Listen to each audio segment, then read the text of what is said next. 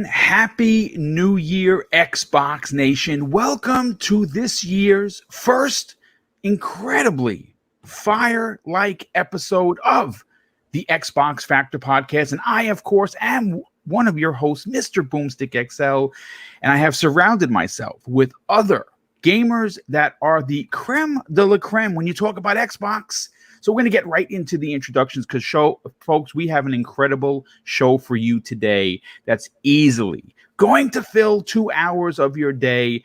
And you know something? Even if you are not a part of Xbox Nation, we are taking applications. So all you have to do is show up, enjoy the chat, don't be a troll or an a-hole, and you won't get banned. And more importantly, have some hashtag fun while you scarf down your whatever you're eating for lunch.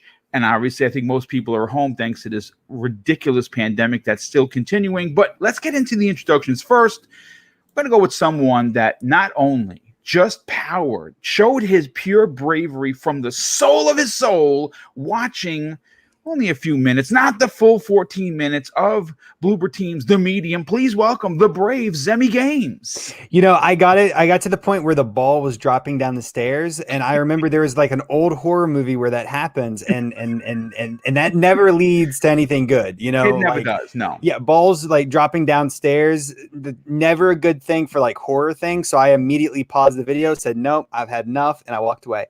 But I am super excited to be here. I'm not maybe necessarily excited about the medium topic, but I am, besides that, super excited about all the rest of the topics. It's so great to finally be back, on the Xbox Factor podcast kick. It just feels like we've just all been gone for like way too long, just way too long. Well, I definitely appreciate that. Yeah, dude. First of all, thanks for braving the few minutes. At least you have a reference point to talk about it. But yeah, it has been too long. We took a little bit of I guess you can call it a holiday hiatus. But we came back with a vengeance with Primetime Gaming on Monday. Obviously, we're doing Xbox Factor today. Tomorrow's Breakfast with Boom, folks. My God, the panel is just stacked with unbelievable talent. And of course, on Saturday, that's right, this Saturday, I will be doing a 1 p.m. stream live here from New Rochelle, New York, with my brother and my two friends I grew up with to do our annual Game of the Year 2020. That is going to be a 2+ hour show this Saturday at 1 p.m. Eastern Standard Time. Hopefully, you guys and gals will tune in, show us some support, and we'll be able to, interact with the chat, talking about what your favorite game of 2020 was. But let's continue with the introductions. Next up, you know him as an up-and-coming podcaster / content creator who does videos, dare I say this, as good as the incredible Colt Eastwood himself. Please welcome Boxer Bear. What's going on, brother? Well, what's up, Boom? What an epic introduction. Thank you so much for the kind words, and I am so super stoked for today. Happy New Year to you, to Sammy, 3-Bit, everyone in chat, everyone who tunes in later. It's been way too long since we had a podcast, and we have some awesome topics to talk about, and I can't wait for today's show. So let's do it. Yes, well, thank you so much for being here, brother. And yes, I do truly mean that. I mean, obviously, everyone loves Colt Eastwood. Well, not everyone. We're not going to get into the drama that someone tried to throw at that man. But Colt Eastwood is a good guy. He is a community member, leader that we all appreciate and watch his content. And I think that your content that you've been doing, and thankfully, he has shared some of his secrets. I have purchased the program that Boxer Bear has been using, and I'm not going to say that the videos are going to be coming out every week. I just don't have the time producing 3 shows, but I have been playing with it. And folks, I got to be honest with you. If you want me to do videos, if there's a particular topic you want me to cover, DM me. And if I get enough requests, I will start doing at least 2 videos a month using this new program. And my God, I have done some things that even shock me. And Colt Eastwood, if you're listening, look out. I'm coming. So hopefully I can do the videos as good as Boxer Bear and Colt Eastwood and Dealer Gaming and the rest of that crew from RDX. But let's continue with the last and in no way least, our good friend, someone that newly joined the podcast. He is a nominated artist welcome 3-Bit. How you doing? I'm doing great. It's great to be back with the panel. Good to see you, Zemi and Archimedes. And I've been playing a lot of games, working with a lot of different game developers, and it's going to be a great 2021, I think, for video gaming. And I'm really excited to be back and talk about some awesome topics today. Yeah, you know what? It's great to have you back. It's great to have the crew back. Now, we are missing 2 people. If you noticed, of course, VJ is handling some personal family business. Hopefully he will be returning to this show shortly. And of course, our very good friend, Mr. Badbit, just to give you guys a health update, him and his entire family are currently recovering from COVID-19. It hit him extraordinarily hard. I talk with Joe at least every other day. We're friends outside of the podcasting, so I do have his phone number. So I am texting and calling when I can. He will be back hopefully next week. Obviously, we miss you, Joe. We love you, brother, and hopefully you will be back. But let's get into topic number 1, and this really is one of the bites and bits. The bits and bytes, I should say, section of the show. This is the smaller topic, and this one I think is going to be very divisive. And I say that because, when most Xbox gamers are talking about their controllers, whether that be the Elite 2.0, the 1.0, your standard Series X controller, your Xbox One controller, I think we all are in agreement saying, and I am right here with you, that it's probably one of, if not the best controller in gaming. At least for me, it's perfect in every way. With the Series X and S controllers that released alongside the new consoles, we got the share button. We got textured grips in the back. We got a slightly smaller feel. Certainly didn't take away from the magnificentness, if you would, if that's even a word, to talk about when discussing the Xbox controller. But in an article that I pulled from Windows Central, they are reporting that Xbox has recently sent out a survey to all, and I didn't get it, or at least I missed it, Series X and S users. Not S users. Sorry about that. And if they want PS5 DualSense controller features on the Xbox. Now, look, the Xbox versus the PlayStation 5 controller debate has been raging since these consoles released. And I will say this, as someone that has in the past publicly and proudly talked about supporting multiple consoles, you obviously have to use the controllers for said consoles that you use, unless you want to buy, these very expensive controllers outside of the regular controller. For me, when using the DualSense 5, I really have to say that not only is it one of the best PlayStation controls ever released, it's my personal favorite.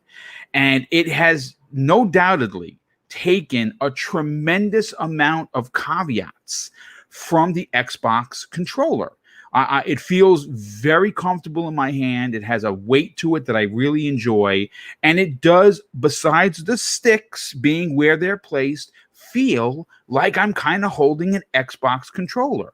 And obviously, I think it's safe to say, without poking fingers or pointing fingers, I should say, that Sony did in fact use a lot of feedback that they got from gamers like me who do support both the Xbox and the PlayStation. And listen, they may not publicly admit it, but there's no doubt that they, again, used some of what makes the Xbox controller so great, and they put that into the PlayStation 5. Well, now, according to the report from Tech Radar, a survey that was sent out to everyone is asking Xbox gamers like us if we want any, if not all, of the features from the DualSense 5, or for the DualSense for the PlayStation 5, in our future Xbox controllers. Now, I'm going to go first. I'm the host, and I have a lot to say on this.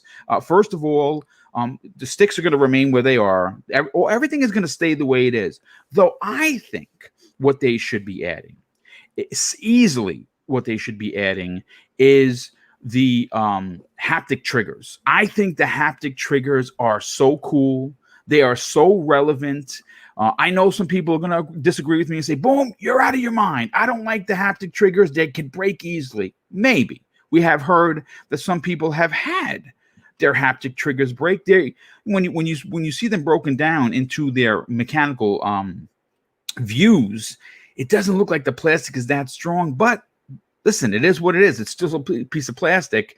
I happen to really like that feature. I personally would love to see that feature come to the Xbox Series X controller, even potentially the Series, the Elite Series 3.0, which I'm assuming is going to be coming out relatively soon. I don't know how soon, but there's going to be a 3.0. There's no doubt about that.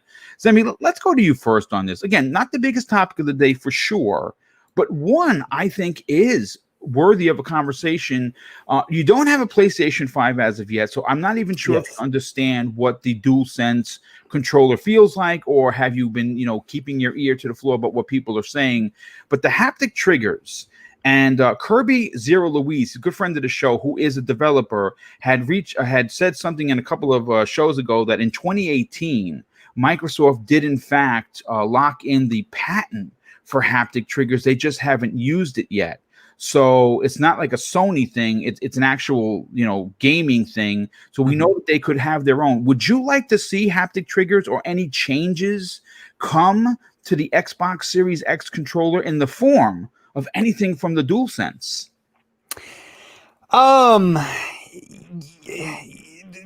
I guess just to start off with, I really, really like the Xbox controller, and I don't feel that it needs to have any of the PlayStation 5 features implemented into it. I don't really feel that that's something that's super necessary. I do think some of the features are really, really cool. Namely, I think it is the haptic feedback is like whenever you're pulling back like a bow and arrow, like you feel the resistance in the triggers, correct? Is that yes, that is haptic correct that you're talking about? Yeah. Yes. So that, like, I think that is absolutely just a really, really cool feature. But one idea that I've actually shared on this show before is that, I still think it's very niche, right? I think even if Xbox did add in a feature like that, it would be I don't think it would be adopted enough by third-party games for it to really, function and be used as much as what it could be, kind of thing. And I think a lot of the times that we see things like this come to games, these more niche things, at least from my understanding of it and looking at it kind of historically, just in my brain, a lot of the times these niche things, get ignored. And they're not really used as much as what they could have been. So for me personally, I think it's in Xbox's best interest not to go out of their way to adapt to these more niche features, because at the end of the day, I don't think that there's any feature that the PlayStation 5 controller has that is 110% necessary for gaming. I think with the Xbox controller, you get full functionality, allowing you to play your games, move your characters around, anything that you need to do. And I don't think that there's anything missing that the PlayStation's offering that Xbox currently isn't. I just don't see there being enough reason to add in new features. With that being said, I wouldn't be opposed. I wouldn't be, chucking my controller out the window saying this is stupid if they decided to take this route. I just don't think it's necessary. So for me, I don't think that they should do it. But if they did do something, I think haptic feedback would be really, really awesome. Well, listen, I agree with you on many aspects of your deduction. I think that I enjoy currently the way the Xbox controller is set up. I think it literally fits perfectly in my hand. If there was one feature that I think needs to come, like I said earlier, I believe, and this is just my opinion, you could disagree with me, and I'm waiting to hear what the chat has to say about it. I want the haptic triggers. Again, if they have an ability to shut it off and put it on, because some people may not like that. Some people are like, I'm not really into it, whatever. Like, for instance, one of the things that were really great about the Elite controller was the short trigger pulls, which my brother Neo Mental uses, and I never did. And he was like, listen, if you're going to play online shooters, brother, you got to get you have to lock these triggers for quick firing. So I started using them when I was playing like games like Titanfall and Battlefield, and my God, that was dope. But after, again, playing with several games that take advantage, Astrobot more specifically for the PlayStation 5, man, they took real great strides with making the haptic trigger relevant. And I am interested to hear what the rest of the panel has to say. So let's get to Archimedes. Archimedes, listen, we know your dark history with the PlayStation 5, and that's a horror story. I don't know. It still continues. It still this is not resolved. I'm hoping that your country, along with many of the EU, do some sort of a class action lawsuit and put this place out of business. The fact that they have your money and you can't get it back is a disgrace. But with that said, and that removed from the conversation, the haptic triggers is, for me, a key piece of what Sony wants to do. Now, we can't give Sony all the credit, pat them on the ass, and send them to Game of the Yearville. They have done things like this in the past, and if their first party isn't doing it, usually people walk away from it after the first couple of months. I don't know if that's going to happen, but would you like to see something like haptic triggers come to the Xbox controller? Yes and no. I mean, I haven't tried it, obviously, because I'm still waiting for my PS5. But it sounds really cool. The question here is really are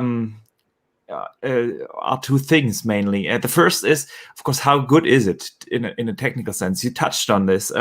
Is it durable? We all have our controllers for years, and we play hundreds, if not thousands, of hours on our controllers. And if it leads to broken controllers after a certain time, the question becomes a different one. Yes, it's worth it. Sure. Is it worth it? So if it's implemented well, I'm not saying it isn't in PlayStation. I simply can't judge that, and I think the system isn't long enough out for anyone to judge it. The thing is, if it's implemented well, why not? I mean, you can always turn it off. I've heard that from a couple of gamers that play, especially in the competitive space, that it can be distracting. But for me, as a mainly single player guy, who just enjoys gaming, something like that sounds fantastic. Of course. The second question you have to ask, if you ask, do you want something? I've had a similar discussion with VR recently on Twitter. Do we want VR on the Xbox? And I think this is the same. What is the trade-off? What do we have to sacrifice for that? Do the systems become more expensive because we implement a technology like, in this case, haptic triggers? Or does Xbox not develop something else because of that? Because they have limited resources and have to make a decision. Do we develop haptic triggers, or do we develop whatever? So this is really a trade-off. And before I can judge that, I have to really try it to say, do I want it or not? And that's my problem, that I don't have the PS5 yet. So, but I like the idea. The idea is great to do something with it if the technology is out there to have these haptics. And if they are implemented well, why not? Yeah, and I absolutely agree. Real quick, we have to thank CYV Studio drops an outstanding, very generous $5 super chat, the first one of the day. He says this: they can do it for those who want it and keep making the OG Xbox Series X controller for us who love it. What they can't do is replace it as this Sony did with the PlayStation 5. You know something, and that's actually a great point. CY Studio. And you know what, I'm thinking that maybe, and this is just me spitballing here, I have no authority to even suggest a thing, but it could be that this could be something for a more expensive controller, a more premium controller in the Elite Series 3, where it does, instead of, or potentially as opposed to having these half pull triggers, that they add this as a function. Now, I don't know how many people would want that. Again, it's me speaking for me. I want that feature.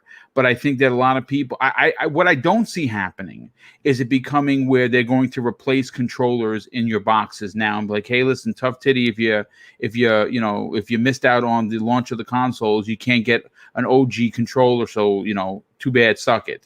I don't think that's going to be the case, but I do think that it might become a premium-esque feature for a future iteration of the Elite Series. That's just my opinion. But 3-bit, let's close out this topic and get your opinion on it. Were you able to secure a PlayStation 5 as of yet? Yeah, I got one. Okay, so now you can definitely speak upon the haptic triggers based on your assessment of using both the Series X controller or of course the Xbox controller versus the DualSense 5. Would you personally like to see that iteration or any iteration of haptic triggers come to an Xbox controller in the future? For sure. I would love to see the features that we saw in Astrobot in many games. I think just if you guys play Astrobot, it feels incredible. And this is why I love competition. I think it breeds innovation. Yep. Say what you want about the DualSense, for sure was inspired by Xbox, and the share button from Xbox was for sure inspired by Sony. And I think the benefits of the Sony controller is it's really great for immersion. And on the other hand, it's not so great for competitive play, from my experience. But if you consider the fact that you can turn these features off and on, I think it's a great idea for the people who don't necessarily want them. But when the PlayStation 5 launched and I tried it, I always said that if developers decide to support this feature in the long run, it'd be good for other development studios, because features like that tend to have a do not have a long lifeline of support, despite being pretty innovative and cool. That's a very good point. Yeah, I think if they do put in the controllers, if Microsoft does decide to do it, becomes less of a gimmick and more of a standard in the industry. I could see it being kind of what Boom was saying. I could see it being more in the Elite Series 3 controllers compared to just being the new default stock controller for the Xbox. I really like the Xbox controller, and having it as more of a side option, I see can be a good thing. But I don't see them replacing it for the stock option. And I say what we do need to look out for in these type of controllers is the lifespan. Microsoft currently is looking at several lawsuits for controller drift in the Elite controllers. Yeah. And with rumble features, its potential of the controller breaking goes up a bit. Yeah, for sure. Yeah, and I've seen several DualSense controllers have problems like that. Yes. Yes. So yeah, I think that's probably why they had the survey, is like, okay, let's see, kind of go into management and see what these problems could be if we do release this controller. But I think it's a good thing. I think haptic triggers, it feels really good, especially in certain games. And yeah, why not? Yeah, I mean, I agree with you, dude. Again, innovation is great. I think innovation breeds competition. Competition breeds better gaming for everyone. So one pulling off of the other and going back and forth. Ultimately, everyone's going to have their favorite controller. Everyone, just like everyone has their favorite franchise, just like everyone has their favorite console of choice, and where you decide to play those games ultimately, whoever makes the controller that best suits your play style is going to be the one that you buy. For me, I'm hoping that the haptic triggers I think that they're more than just niche. I think that they're more than just something that's neat to play with. But I do believe they are going to arrive, but it's not going to become the standard. I think that is something, if you want to be a part of the elite crew when the 3.0 comes out, you can, of course, buy that controller for X amount of dollars, like everyone does. And I do like that ability. I think if you want to buy premium and you want these kinds of features, like half pull triggers or haptic triggers, and it's something that you want, Microsoft is great in giving gamers options. I think that is something that we can say right off the bat. But I do want to move on to one of the main topics of the show. This has been a great way to get into this show, but I want to thank Andrew Cullion, who drops a very generous $5 super chat and says, "Nothing takes me out of the game more than when my controller dies, anything like vibrates or otherwise." He didn't say dies. I'm sorry. He says, when my controller does anything like vibrate or otherwise. Oh, I see. Yeah, I mean, you can shut all that stuff off. So it could be just a controller in your hand with just you playing it and not having any distraction. For me, again, because Astrobot did it so well, I'm looking for, me personally, I am looking forward to Horizon 2 to come out, and hopefully, because she uses a bow, I'm talking about Aloy, that they will take advantage of it. I'm hoping that other companies outside of Sony's main first party, take it for its, a spin, if you will. But the only time is going to tell. But I do want to move on to, again, one of the main topics of the show. Now, normally, a good friend of this show, who actually I had a chance to interview last year, and I'm talking about Major Nelson, known as Larry Hyrb of Xbox. He usually does an end-of-year conversation with head of Xbox, Phil Spencer, and he did such a conversation. And with the launch of the Series X and Series S, the rollout for Xbox Game Pass, cloud gaming, and plenty of other new games, they everything got brought up in the conversation. Now, again, if you didn't see the interview, I definitely suggest you tuning in. I believe I have it in the show notes where you could just click on it and watch the video. It is very, very telling. It's also very detailed. So with, obviously in podcast form, we can't talk about everything that they discuss, because then we'll be here for 6 hours. But what we can do is break it down to a couple of the big talking points. And one of the big talking points that was clarified by Phil Spencer himself was the Xbox Series X and S shortages, and how Microsoft is doing everything in their power to get more consoles made much sooner than later.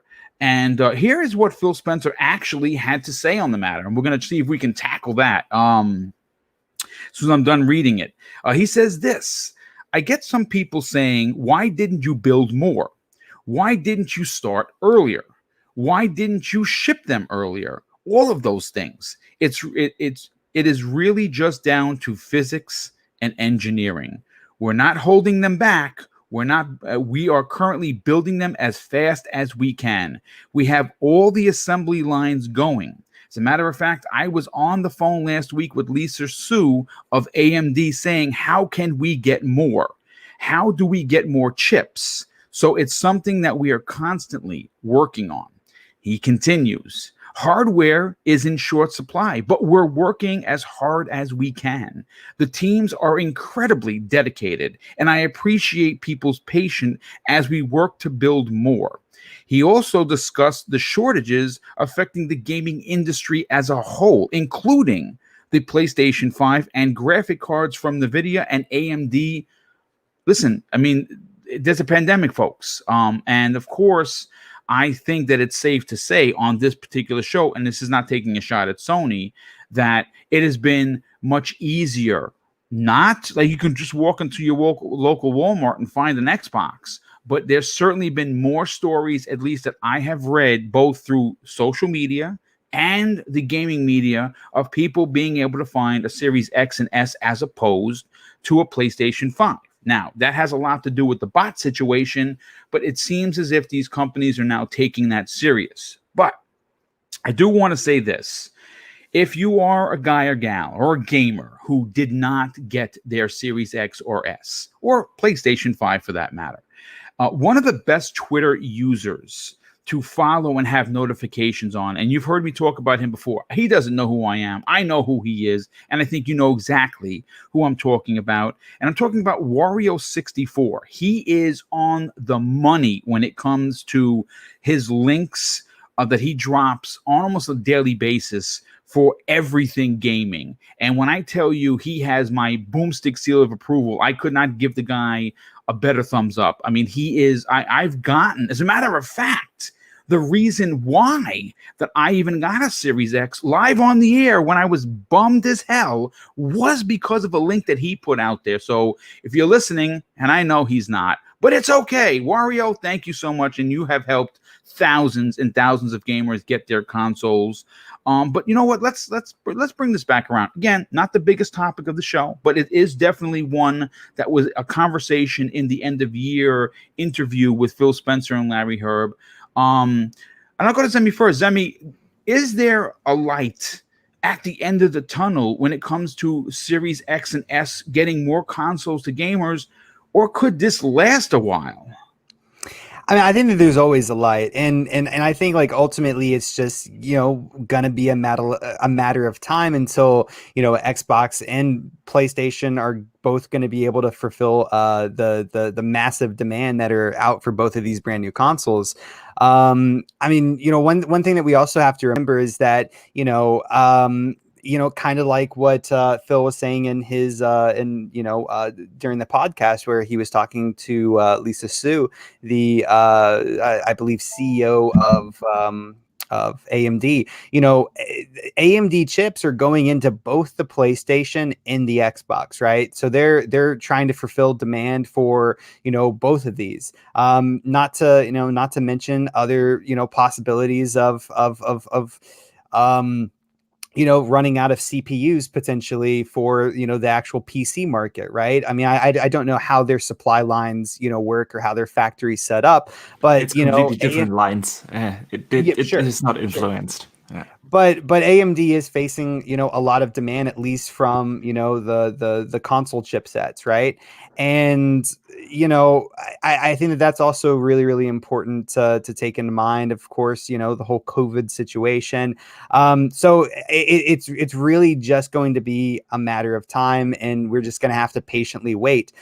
My prediction was a little bit towards the end of last year that, you know, I think it's probably going to be March or April until we can possibly just casually walk into a store and pick up a console.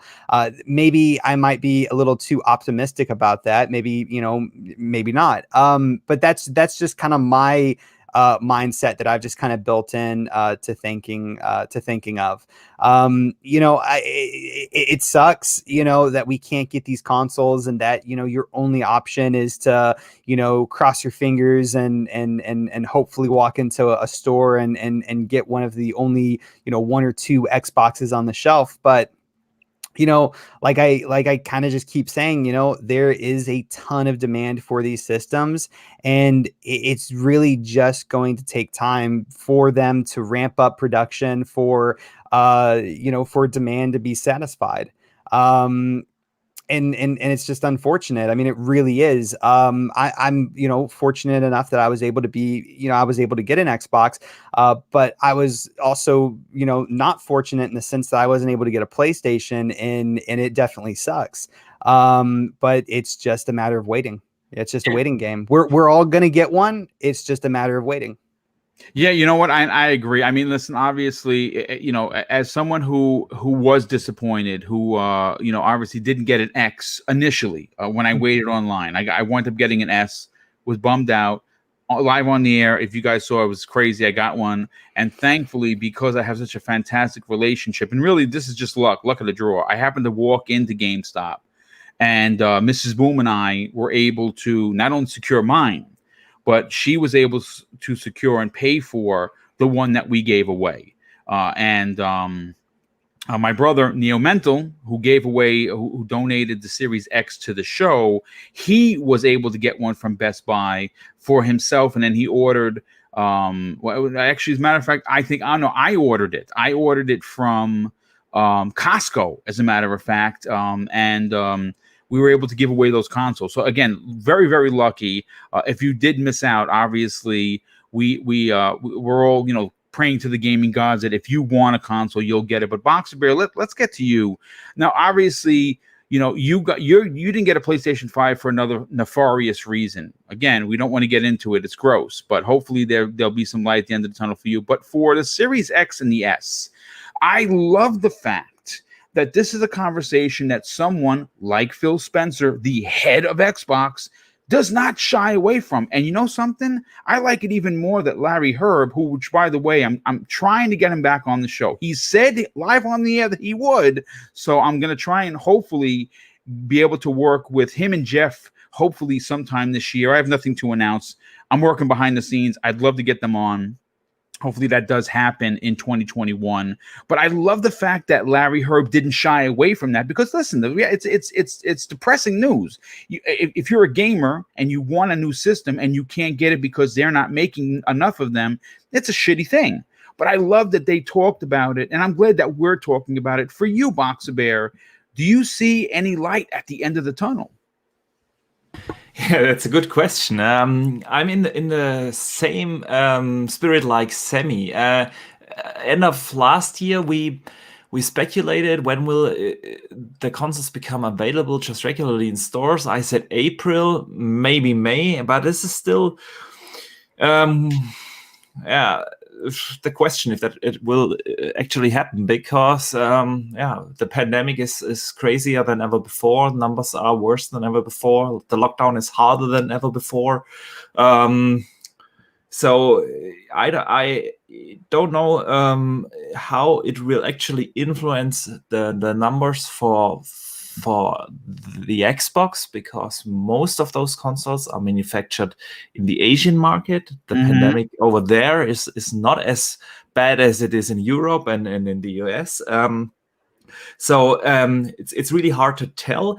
I think the good news here is that the head of Xbox is fully aware of that.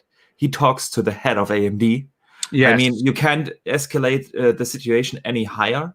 It's not just handled by someone in lower management. It's handled by the biggest heads. They are aware that their only limit for growing their business is the availability of the system. And that is really the important message here. So they do everything they can. When it will actually be, I don't want to guess anymore, because I was really hoping things get better. As it turns out, they don't. So yeah. This is really the thing here, or the key message for me. The head of the business is fully involved in getting more consoles manufactured. And what more do you want? Yeah, no, I agree. I agree. But again, I think that it's a great point to touch on, that he's just not, listen, the Series X and S launch is a success. And I'm not just saying that because, hey, they sold out, because there weren't a lot of them. It could have bombed. You know what I'm saying? Like, people could be like, well, it's because you've heard it. You've heard the people. Well, it's kind of like an X, and it's just a little bit more powerful. And, the Halo and, the Hellblade wasn't there, and neither was a Forza, and Gears DLC, So people could have not bought the system, but people did. As a matter of fact, we have it on a confirmed fact from Phil Spencer that the majority of systems sold was the Series S. And a lot, and I think if I'm not mistaken, I don't have it in front of me, so folks, so don't stick me up on the cross. 70% of Series S users over the holiday season were new to the Xbox family, folks. That is a big deal.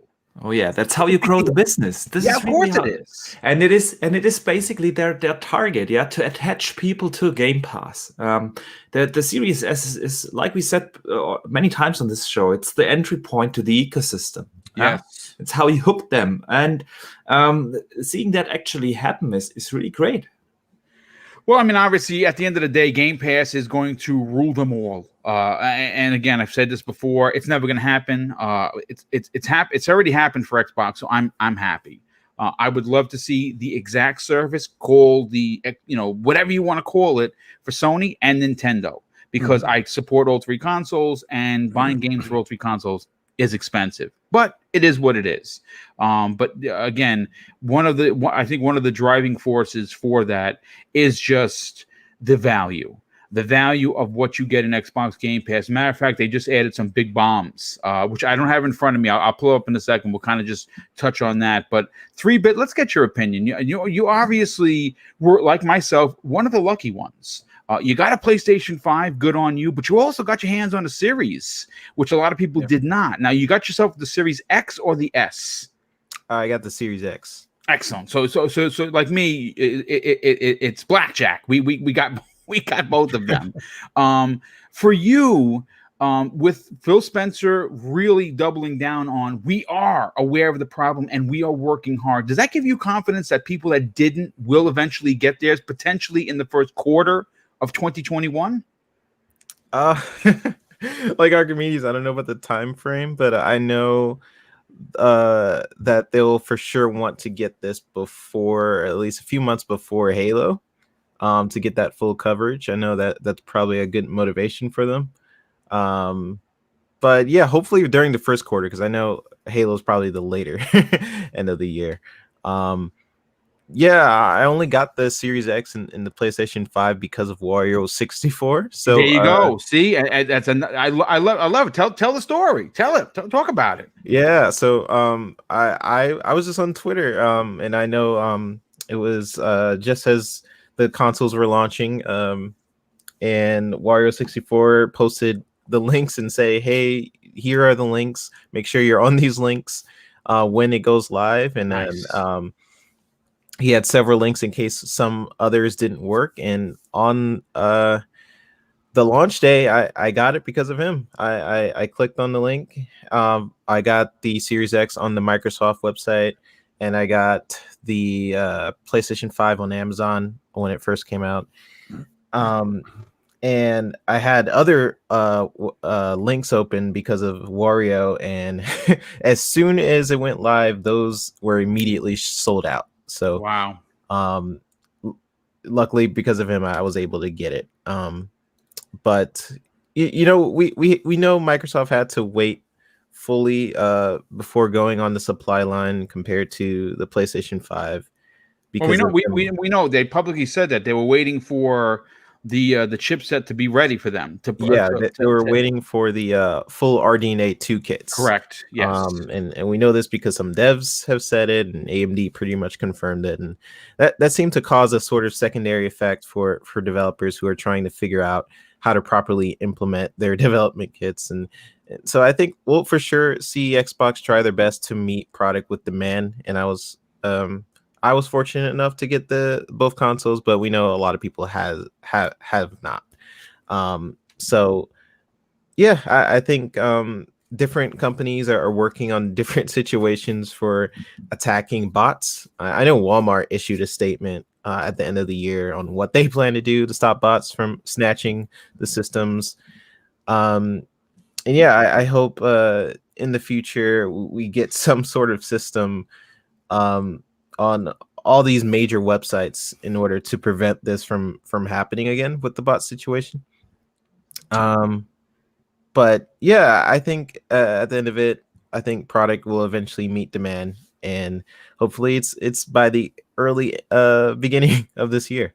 Me, and I agree. I think that Microsoft, I mean, we did hear, again, this is not official, we didn't hear this from Phil Spencer's mouth, we hear this through some backdoor channels, that Microsoft paid extra or paid more to make sure the consoles are ready to go. Now, is that reminiscent of the truth? I don't know. I wasn't in those back rooms making those deals, but we did hear that is what they did, and that was actually a report that came out of Bloomberg.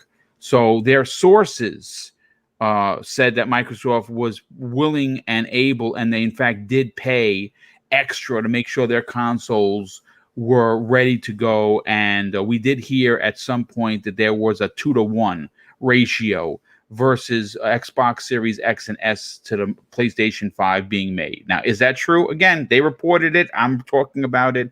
I have no idea. But I'll say this.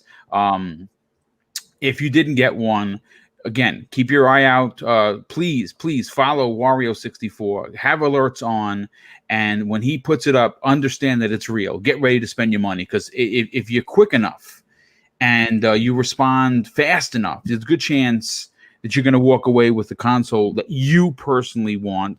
But I do want to continue, of course, to move this show forward. And I want to talk about another aspect of this particular end of year conversation, and it's an important one, and it's one that we've talked about on this particular show. Now, in this interview, when talking about the support of Microsoft for the Xbox division, Phil Spencer was extremely candid when he said that he didn't just have support from Satya Nadella and CFO Amy Hood.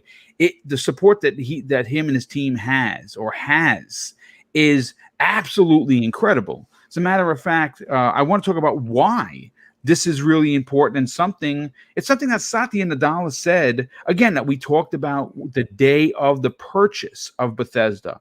And his exact quote in the interview that he gave says this: we always look for places where there is a commonality of purpose, mission, and culture. Now, the reason why I bring that up, because obviously we do know for a fact that in February next month, the ink is going to be, the signature is going to be done to make the ZeniMax Bethesda deal official. When that ink dries, I think we're going to see a very different Phil Spencer when talking about first party, when talking about the relevance of the IPs that Bethesda owned and that are now considered first-party IPs for Microsoft. But I do want to just bring up one of the other quotes about Phil Spencer.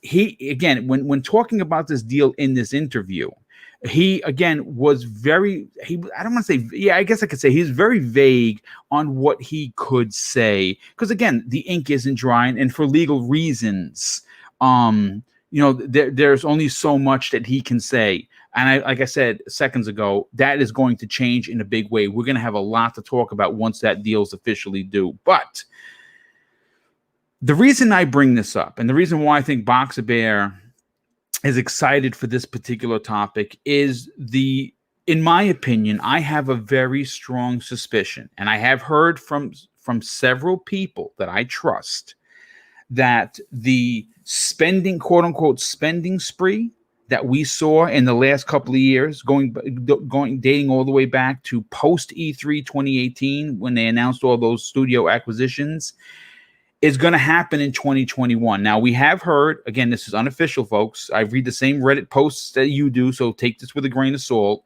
that Microsoft, according to reports, wants to have at least 30 first-party developers under the Xbox Game Studio banner. Now, they have 23. That means that they potentially could sign 7. Do I think they're going to sign 7 this year? I don't know. I'm going to be honest with you, because if you would have asked me weeks before, would they buy Bethesda, I would have said, yeah, on my wish box, yes. But in reality, it's never going to happen. And look what happened. So I have a strong suspicion that they're going to announce 3 to 5 new developers. Now, my question is simple.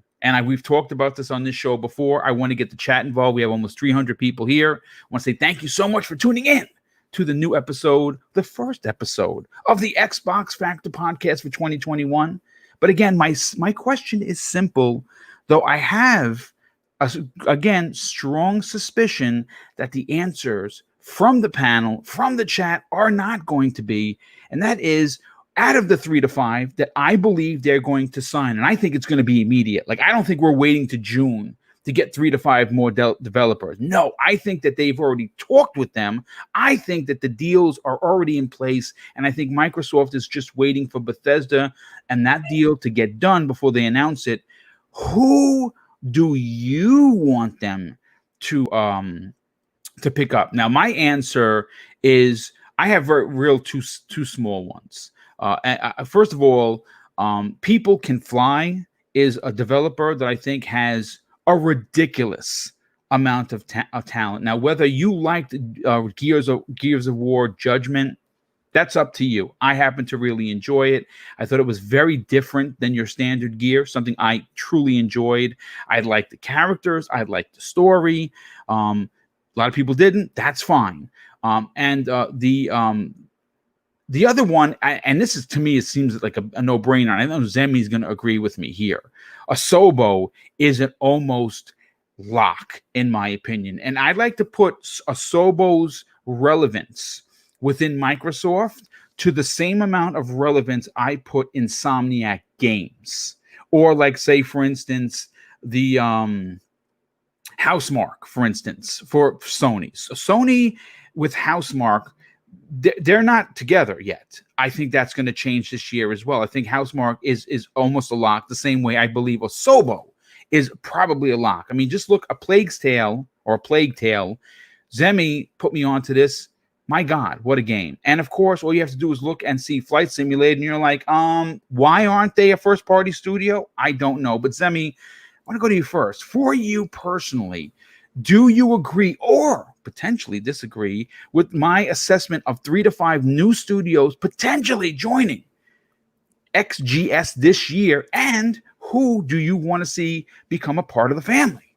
Asobo Studios. Oh, there you go. I knew you were going to say that. Only if they want to be acquired, though. You know, I don't want to force them. No. But you know what? It's Microsoft, and there's no such thing with them as hostile takeovers with developers. And yeah, we're not going to see people fired and thrown out. It is Microsoft, and they are doing the people's work. But I know that we mentioned this. It almost seems like every single show, but like for real, the talent that Asobo has shown us with their last 2 games, Flight Simulator and of course A Plague Tale: Innocence, is just absolutely amazing. They're such a unique, talented, and very diverse team of people that can really just jump into whatever genre, at least the flight sims and third person over the shoulder narrative games. They really seem to be a super talented team that get narrative right, and of course they get gameplay right too. I just think that they would be a critical asset to help expand Xbox's first party. The second recommendation or kind of hope for what I really want them to do is a little bit more, I guess, blank, because I'm not a huge fan of this genre, unfortunately. So I don't really know a lot of separated developers who make fighting games. But it's something that I've kind of mentioned on this show several times, and we've all mentioned this in the sense of variety is so important to Xbox Game Pass. And they need to get a fighting franchise. They need to get a developer who knows how to make a fantastic fighting game, whether that's to make the next Killer Instinct or whether that's to make something of their prior work, whatever it may be. I think that they definitely need to get a game developer who has a very good strong background, or at least a very strong capability of making a phenomenal fighting game. Because that is definitely one thing that's missing from Xbox's first party lineup. And, there's not a tremendous number of fighting games in Game Pass as well. I'm not a huge fan of the genre, but I definitely recognize the importance of adding variety and adding diversity in their lineup. And that's one place, that's one area that they're kind of missing out on. Of course, a second one, I'm not trying to steal anybody else's thunder, a Japanese developer of some kind. They need to start, making at least one studio that makes, one Japanese style game. Right. Yep, I once agree. again, more variety, more diversity in their first party. And I think Asobo is fantastic. I was always going to, name them first, but a fighting game genre, developer and a Japanese developer, I think are two other important inclusions into that. And I agree. Is there a particular Japanese developer that you would like to see, purchased and potentially brought over? No, not particularly. No. Okay. I'm not super big into Japanese games. I'm just, unfortunately, I just really am not. Zenner White says Capcom. Yeah, I mean, of course, that's. I mean, who? Yeah. Would not want But see, I count them more as a publisher. So for them to have to grab them, that's kind of excluding the developer kind of thing. Of course, Capcom would be amazing. Is Square Enix Japanese? I think they are, right? Yeah, absolutely, 100%. Yeah, that would be absolutely fantastic. As a matter of fact, Kelvin Mendoza in the chat says Platinum Games. Yeah, I believe Platinum Games was I don't know if they were purchased or they have a heavy investment from Tencent. So I don't know how that would work, but Platinum Games, Platinum Games when, in the timeline. Platinum Games currently, I don't know. I'm a little nervous about that. Platinum Games before Scalebound, yes. Give me a thumbs up because, not counting Ninja Turtles and a few other ones, but Platinum Games, like Bayonetta Platinum Games. There's just something that just kind of makes me feel like Xbox should rather not trust that studio.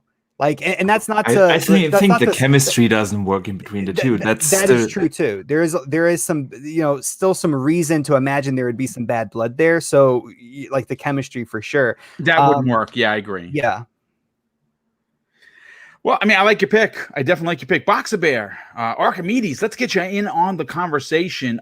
Listen, again, this is just my personal opinion. This is the opinion of me. So obviously, if I get it wrong, you can't blame the chat. But I believe that Microsoft, and we heard from Satya Nadella. See that is the driving force in my bullishness, if you will, to suggest that they're going to buy 5 studios. And again, they could be People Can Fly. They could be another Polish studio. They could be the people that make the the zombie game, not Dead Island, Techland. Yes, Techland. They could buy. Techland. Yeah. There's a host of other ones.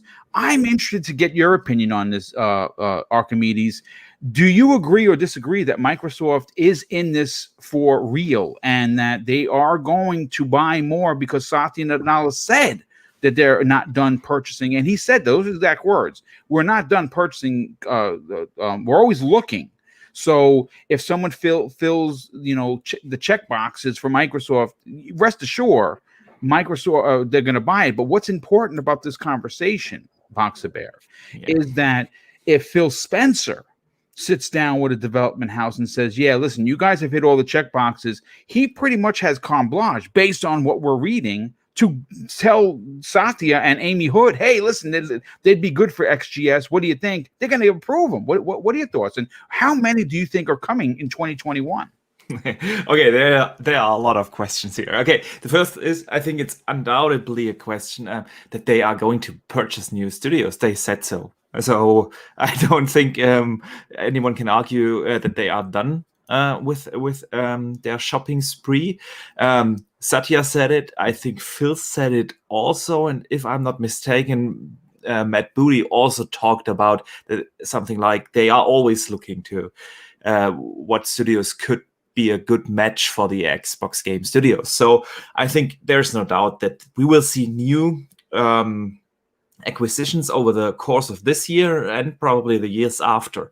I don't know how many it will be, because here comes your second question in place. Who are they going to buy? If they are going to buy a publisher again, of course, the number will grow rapidly. If they buy single studios, I don't know, maybe 2, 3, 4, we can expect. Like you said in the intro, don't expect to hear anything before the Bethesda deal is sealed. My guess would be that the E3 or E3 substitute event or whatever we will get around June will be the time when we hear about new acquisitions.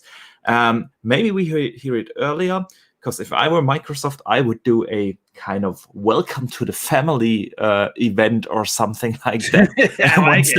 I like it. Yeah, once the Bethesda deal is sealed, I'd really love to see that happening. And that would be also a perfect time to announce something. Okay, but that out of the way. Asobo is definitely the one that comes to mind. I want to mention Crytek. Not just because I won the German Xbox game studio. Oh, let me tell you something. That's a fantastic pick, and I'm going to tell you, absolutely fantastic. I mean, Crytek would just make sense on so many levels. The first is, of course, they have an ongoing partnership with Rise of Son of Rome. They had it with the Crisis series, which had it first to Xbox. So there is a working relationship there. The IPs are there. They have great talent there. They have one of the best-looking engines on the market. I was going to say, to me, as great as the IPs are, and they are great, I have to agree with you there. I think that the Crytek engine, gee whiz, man, that still looks amazing. It's a powerhouse. It's a powerhouse engine. And now comes the business side of things. The studio is troubled financially for years now. Yes. And that is so basically the perfect match for the Xbox Game Studios. So I'd love to see them. You mentioned one of my choices as well, and that is People Can Fly. I like that. Yeah. They have right now with Outriders, a real gem in the making. I was lucky enough to play the alpha. It just got delayed again, unfortunately. Yeah, but I'm actually happy about that because I have so many games I want to finish, and the medium is coming out and everything. But they I don't want to digress too much, but they delayed it in a way which I think is perfect. This is how you delay a game. You give a reason, you give a new date, and they will release a demo in February. Nice for the game. So I think that's a delay. That's how you delay a game. But anyway, coming back, People Can Fly. I think they would be a good match. They have had different publishing deals with different publishers. Now they are. And now they really touching in the AAA space a lot with their new IPs. I think this would be a perfect match. And from what we hear, they have also gone through a lot of financial troubles over the last year. So again, a perfect match. One game that is one studio that is a little bit smaller, but would or could make a good match is definitely Fish Labs. They developed the game Chorus right now, which is not an Xbox exclusive, but there is a strong working relationship there. And then there are obviously a couple of others. You always have to look when you talk about game studios from Microsoft. What does Microsoft want to do? They want to have diversity in Game Pass, and so you really have to look what is kind of missing. Sammy touched on one thing, and that is a studio that is familiar with fighting games. Yeah. Then we have the Souls-like games. Yeah, Xbox is currently missing a studio that does Souls-like games. So of course the big one would be From Software, but there are obviously a couple of others out there. But we know they have a working relationship with Elden Ring, with From Software. So yeah, that would be of course one thing they could do. So there are a lot of studios out there, and it'll be exciting to see over this year, because not only will we get this news, we will also see the current Xbox game studios unravel their plans for the future. So I'm super excited. Yeah, me too. Again, it's an exciting conversation to have. I don't know what or when the next Monday that we're going to wake up and we're going to see the internet pretty much come to a screeching halt that Microsoft bought X developer or publisher. I think a big one is coming. I have heard from inside channels that many people in the podcasting community have talked to as well. And the exact words of the source that will remain nameless told me is that the next purchase is going to dwarf the Bethesda deal. Now, that is giving me goosebumps saying out loud. I don't know how relevant, how much truth is behind what the person or persons told me, but they have been on the money since.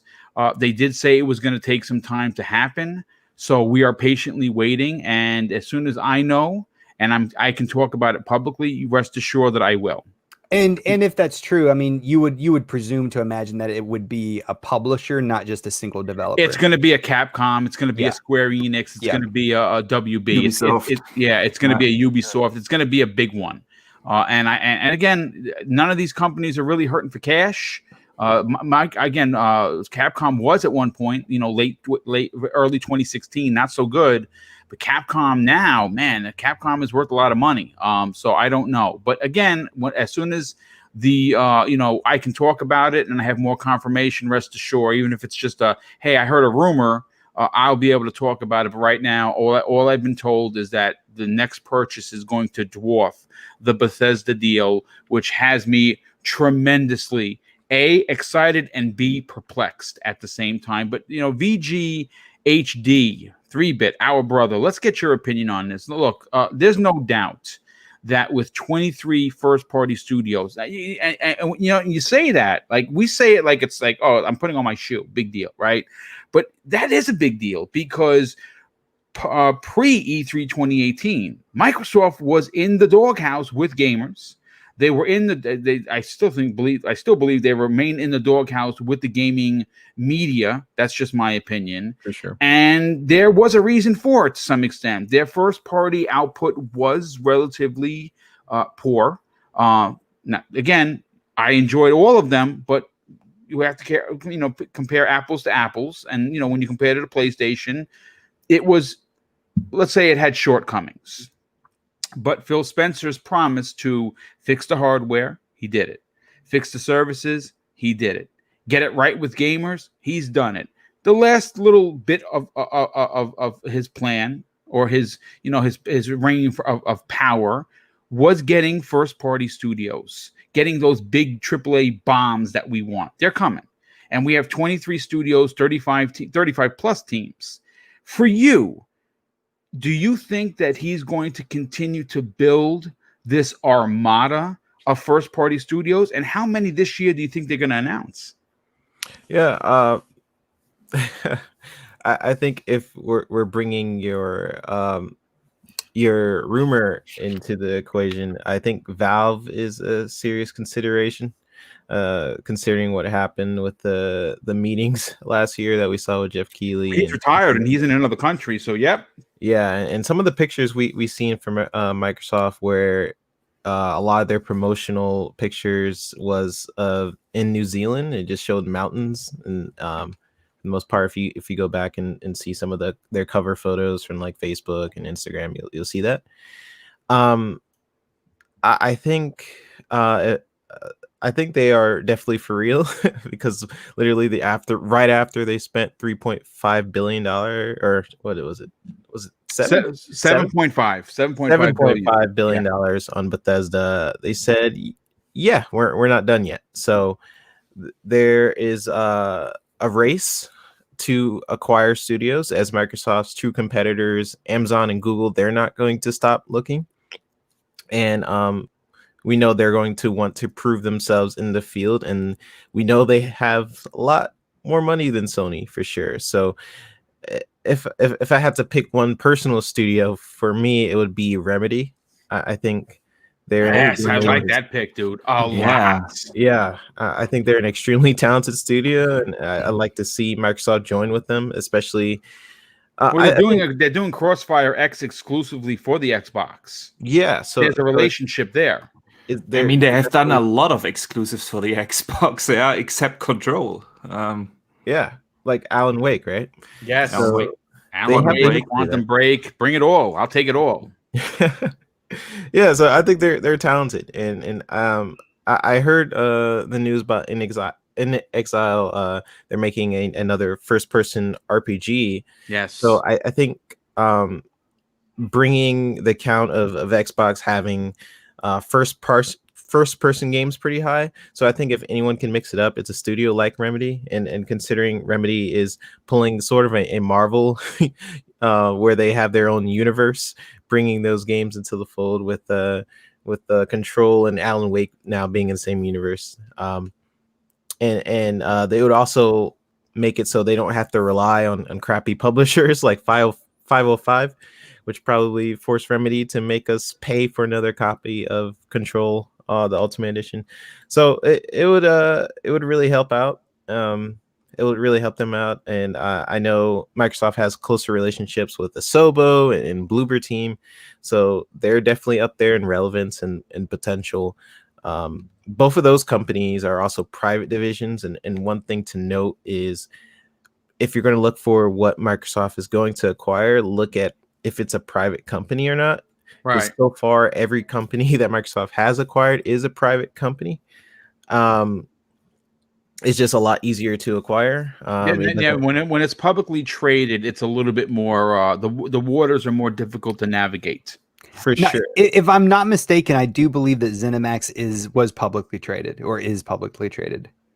I could That's be why mistaken. it takes so long to seal the deal. Yeah. No, I think that's a private company, but someone in chat could confirm or deny that. Mm-hmm. Yeah, I think like a company like Ubisoft, it requires public shareholder approval. You have to talk to the SEC and basically see if you can purchase it, because you're not just going out and buying the company, writing a check. Any acquisition like this can be kind of can't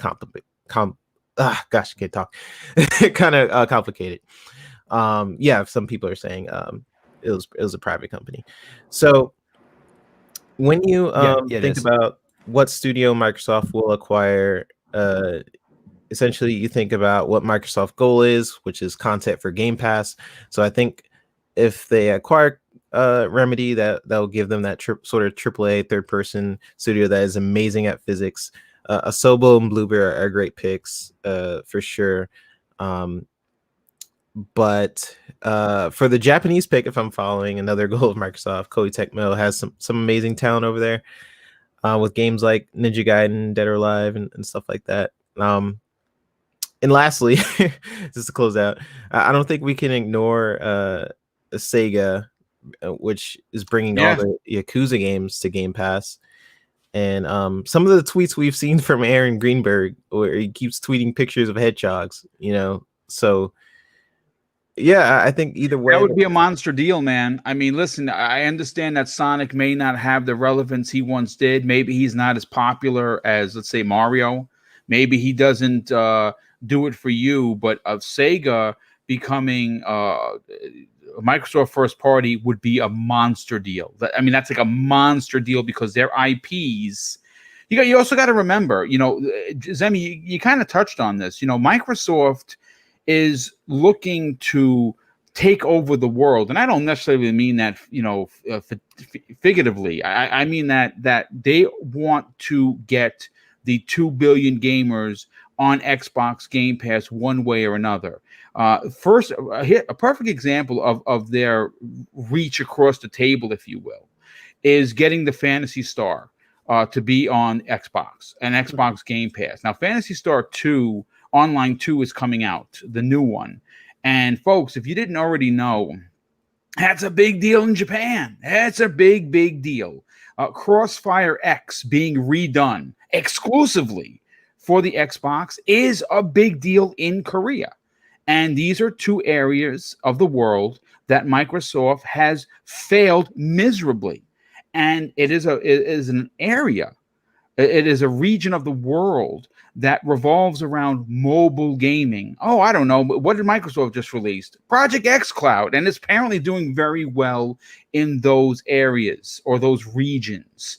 So there is a much, much bigger picture here. But I like that thought. Again, it's one that really was not in my headspace. But the Sega deal, man, that's a big one, dude.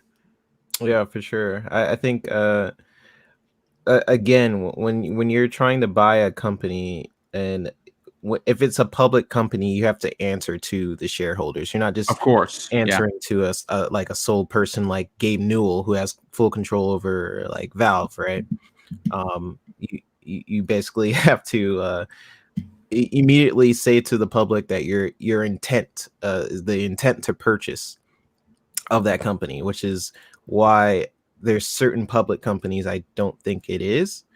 But not to say that it's not possible for if you buy a public company, and you could sort of keep it under wraps, or the shareholders can keep it under wraps, but you do answer to not just the board, you also answer to people who are paying stock in that company.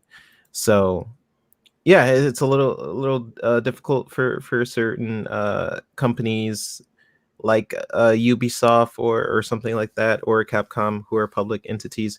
But a company like Valve, where it's a private division, I could see it happening.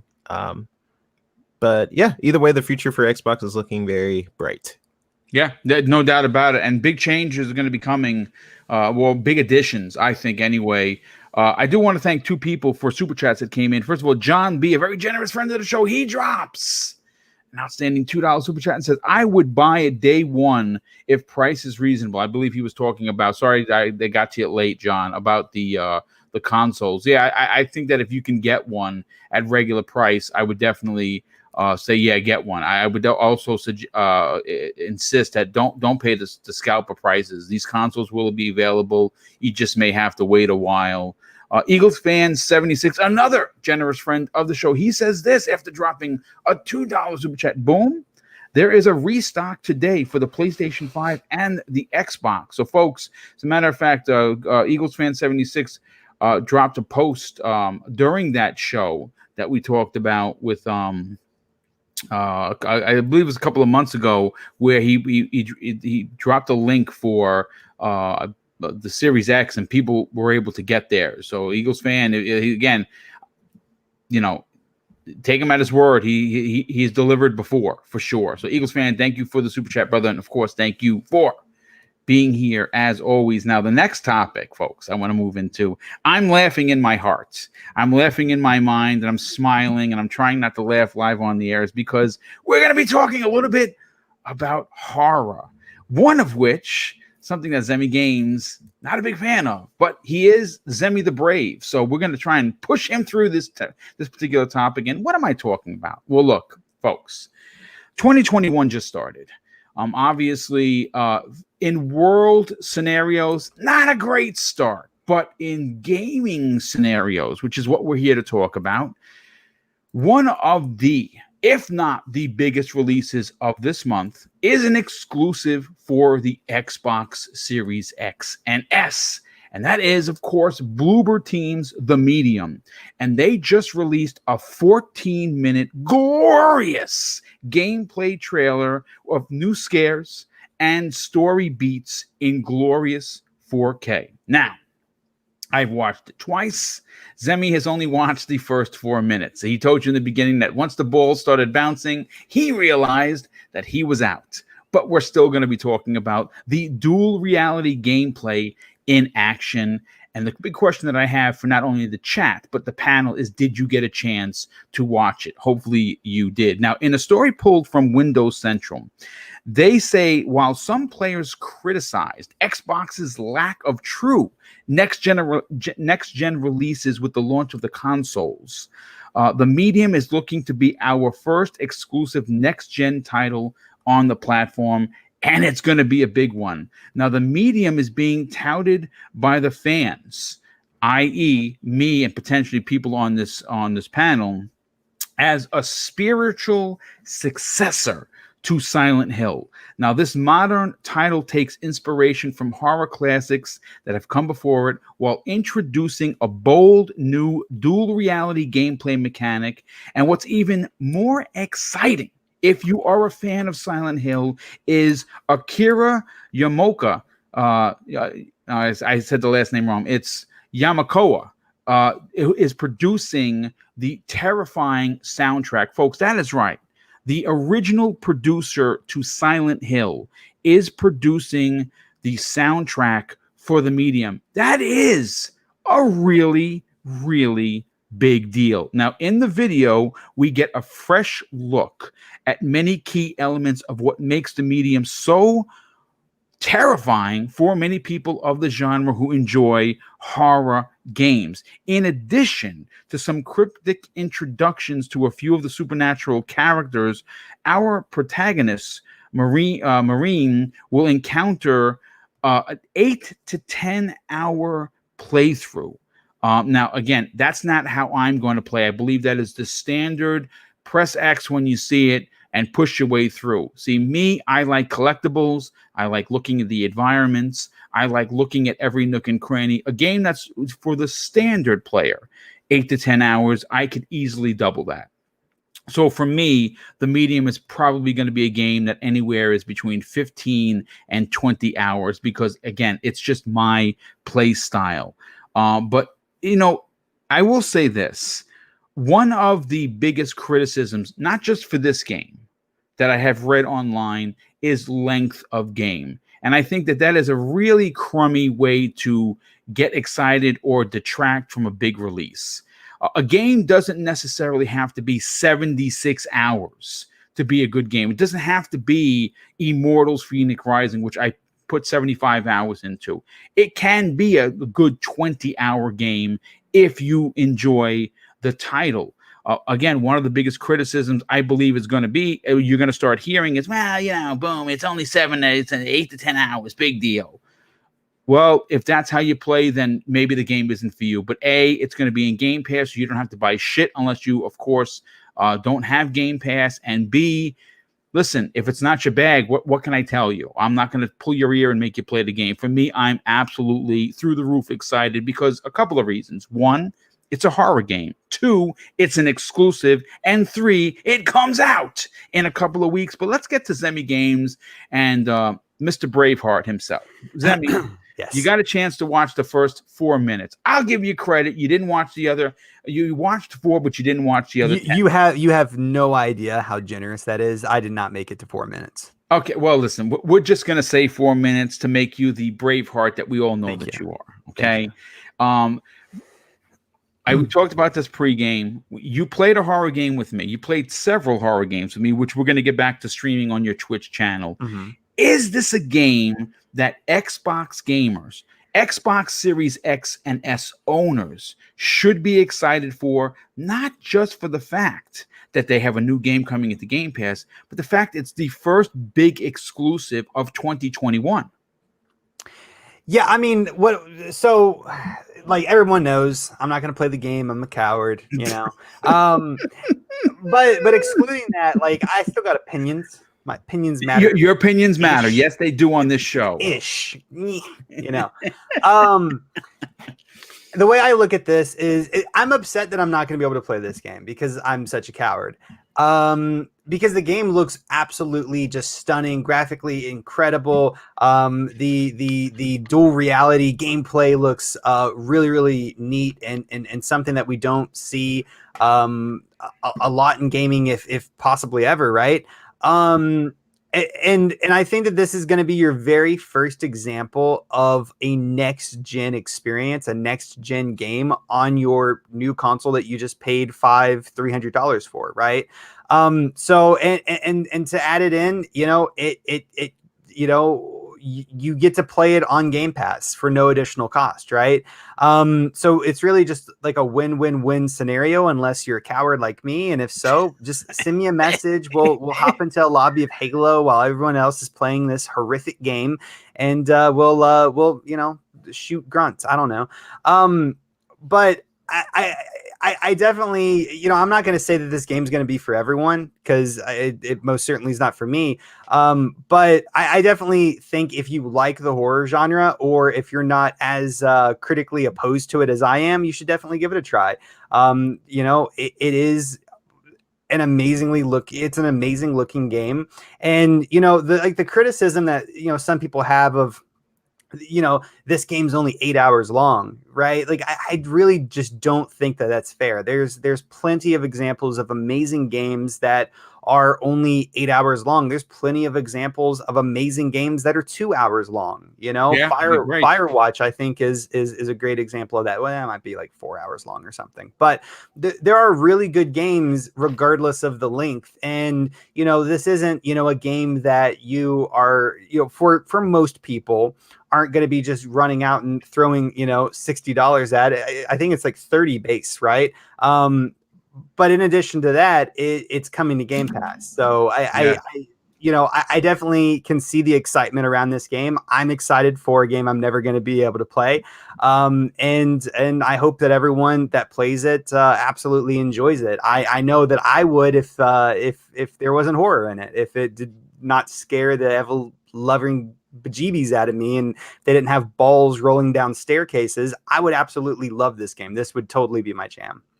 Yeah, no, I absolutely agree. I mean, again, we may listen. You can't say never, because if we can play, I can say never. But maybe you can't. Maybe for this, I can somehow work you into while we're on the mic, while we're live on your Twitch channel, even though we're not in the same game playing co-op. We could potentially play the game at the same time. And who knows, folks? Maybe we can get Semi to play that game. I don't know. But I do want to get Boxer Bear into the conversation. You know, one of the again, we've heard the criticisms before.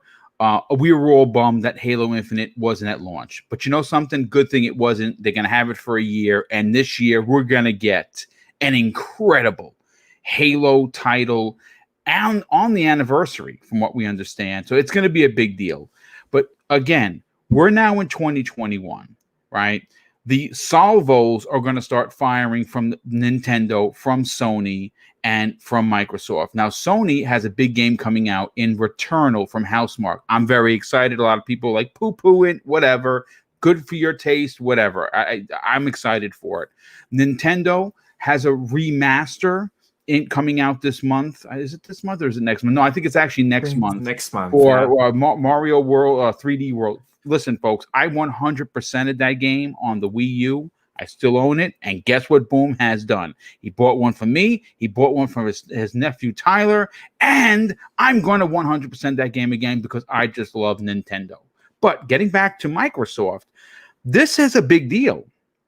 This is a big game. It may not be a AAA game by the standards of, well, they spent $10 billion making it, but Bloober Team has proven time and time again they understand horror, and this was made for this console, built from the ground up, and it looks like it's going to be a big game. More importantly, it could potentially be in the Game of the Year conversation. It's certainly one that's going to take on the form early this year, but it looks really good. What are your expectations from Bloober Team's next entry? More importantly, they're exclusive for the Xbox Series X and S. Oh, first, I'm super excited to finally play a game that is not an open world game. My last games were Cyberpunk, Watch Dogs, Valhalla. I have Immortals ready on my Xbox waiting for me. So yeah, I'm really looking forward to play a more linear game, a shorter game. Yeah, but the game looks absolutely awesome. I love it. I love the atmosphere. It's dense. When I first saw it, it gave me kind of Stranger Things vibes. It's a great analogy for sure. Yeah, definitely. And I like these riddle adventure horror games from the 90s. Myst comes to mind. Games like that with such a dense atmosphere. And what they have shown in the 14 or 15 minutes gameplay looks like exactly my type of game that I just put on the headphones, turn off the lights, and then just immerse myself in a great atmosphere. I can't wait. And besides that, Boom, is it the first or the second next gen only title we get on the Xbox? I think the Falconeer was the Falconeer next gen only. I think it might have been. I'm not sure. But we don't have many next gen only titles, and this one actually has a gameplay mechanic where I think we all can agree. We require an SSD for. Yeah, the two worlds are rendered at all times simultaneously. Yeah, this is definitely something I'm looking forward to experience. A gameplay mechanic that was not possible on the old consoles. It's just awesome. I can't wait. Yeah, you know what, dude? I'm right there with you. I love the fact that we are getting not only a new entry to the horror genre, but we're getting one where we're going to be able to play the game in a dual-esque kind of a way. I've never seen a major game use this before. It is going to be extremely interesting to see how it plays out. Now, what I love is I know a lot of people are like, well, I don't know if I want to play the game in a dual. It's not like that for the entire game. It plays like a third person, I suppose, Resident Evil game, and there are aspects and points of the game that you need the dual reality gameplay aspect, but it's not like that for the entire game. So I think what we have here is something really special. I cannot wait to January 28th, but I do want to get 3-Bit into conversation. Now, 3-Bit, I'm very interested to hear your point from two sides of the coin. One, from a gamer, of course, which is you are for and foremost, but from a producer. You are an animator full time. You worked with Marvel in the past. You're working with different developers now. So from your professional point of view, how big of a deal is this to not only get Bloober Team to release this next gen, what potentially could be a masterpiece on the Series X and S as an exclusive, but your artistic take on the dual reality system? Was it, as a gamer, all first-party titles coming to Game Pass, or in a Bloober Team's case, just a very close relationship with Microsoft. It means I never have to buy a game from Microsoft for a while. So as a customer, that feels really good, and the Medium and Scorn are coming out this year, and I think Hyrb clarified in comments that Falconeer is on the Xbox One as well. Yes. But so is it then the first true next gen? I believe it might be. Yeah, I think so. Unless someone else can clarify, I think that makes the Medium the first next gen game. Only next gen game. Yeah. But we also get the benefits of ported games coming from Xbox One to the Series X and benefiting from those higher frame rates. So I've said this since since I've been on the show, but I'm really excited for the Medium. The concept for it looks incredible, and I feel like if this game turns out well, the media could be what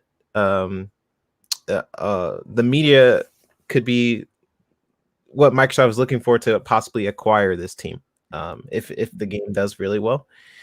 And the little sound in the background, I don't know if you guys see the trailer, was really creepy, and I like that. It looks like it's going to be very Silent Hillsy, which is a void many people are missing at the moment, with Konami focusing on pachinko machines, which is always good. I as a old school horror fan, I love fixed camera angles in games, and this game seems to it seems to run well enough in the preview, and some of the writing it hasn't grabbed me yet, and I feel like the split screen effect is going to be a preference for some people in reviews and in the interwebs. But hey, the benefit and negative thing about doing a new IP is you can experiment with new ideas. So I'm excited to try this game out. Really I think the split screen thing is really cool for me. But I can see other people maybe not liking it. But yeah, I'm excited to try this game out. I've had it pre-installed on my Xbox since they gave the option. Yeah, me too. to pre-install it, and I'm a fan of horror games, and this looks like one of the games I will definitely be trying out day one. So yeah, looking forward to it. Yeah, me too. Again, it's I just think that, and I like your thinking. I think that if this does well, and I think it's going to do well, it's one of those. Look, Zemi has said this numerous times, not only just on today's show, but on the shows prior. Microsoft's focus for Xbox Game Pass is to be something for everyone. And I think that is something that a lot of people, and again, it really depends on who you ask. Some people want Microsoft to just be a green version of Sony and put out these third-person, story-driven AAA bangers. And though I want those, and we're getting them this year, and I believe Hellblade 2 is going to be one of them. I believe we're getting those. We're getting the Fable. You're going to get the Hellblade 2. We have a Avowed coming out with tons of first party bangers coming. But I do like the idea that not only are they going to have the big games, but they can also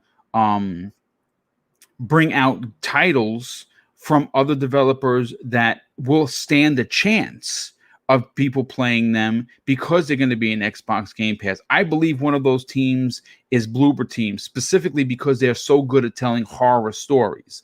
Again, it may not be your genre. I hear you, but it's for somebody.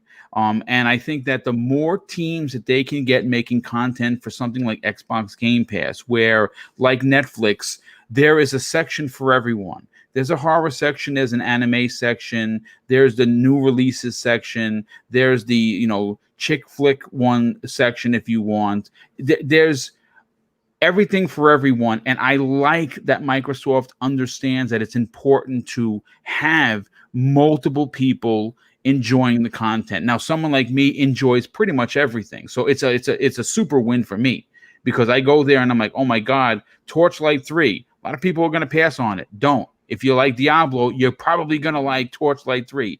If you're a fighter fan, Injustice 2 with all the DLC, it's in there. Go play the hell out of that game. The Ninja Turtles are in Injustice 2. That's all I have to say. Hellboy in Injustice 2.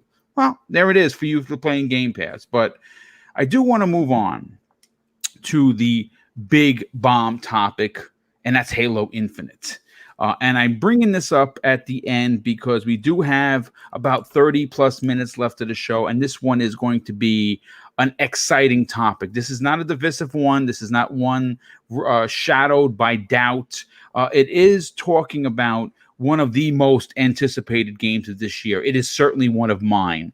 I think Halo Infinite is going to come back in a big way. I love the fact that some big changes came in the direction of where they want to take this franchise with the return of some older veterans. I love the fact that we did get an end-of-year conversation with Bonnie Ross, and we're going to talk about that right now. Now, the Halo Infinite gameplay, depending on who you ask, because I thought it was great looking. I think for gameplay, we're going to be very happy. We're going to get some classic Halo battles on the battlefield. I think, but we're going to get some new school stuff, especially with the grappling hook, which I think was dope.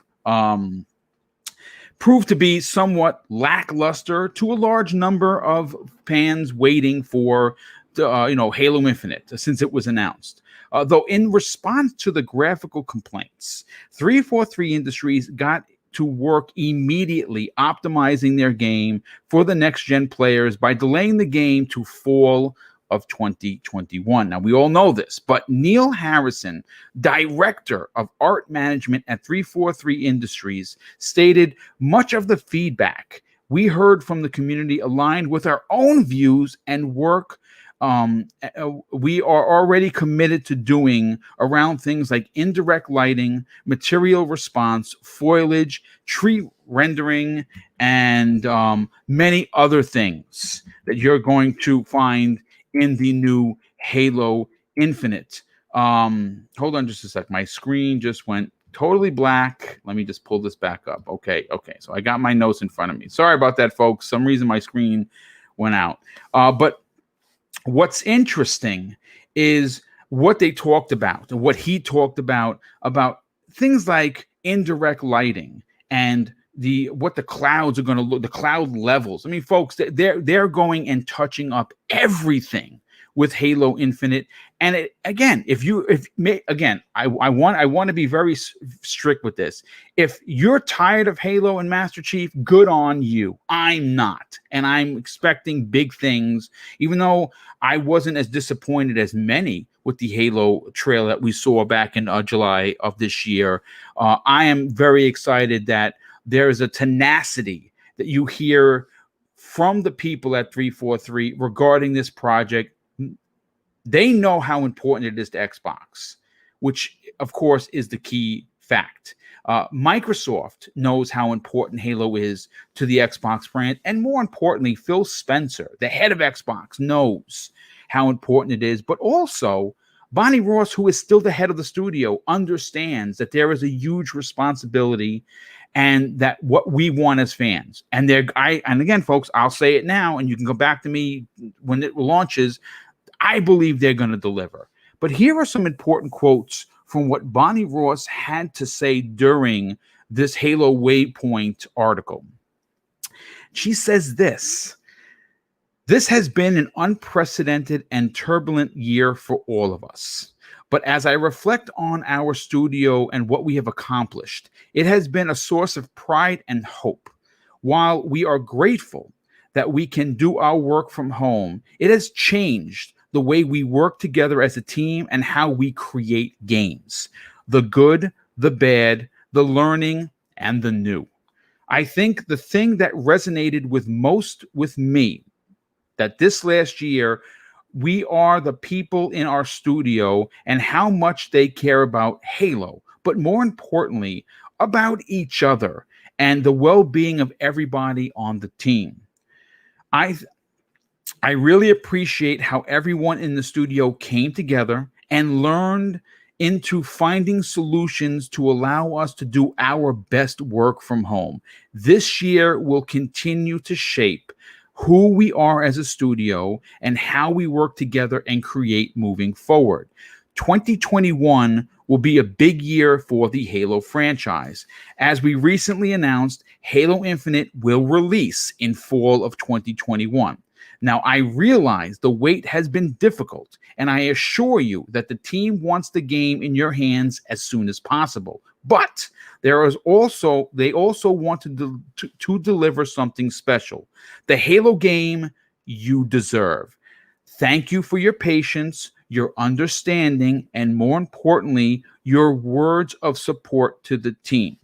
I cannot express how grateful I am to the Halo community and the encouragement you've expressed to all of us. It has lifted us up and provided us the fuel to keep going.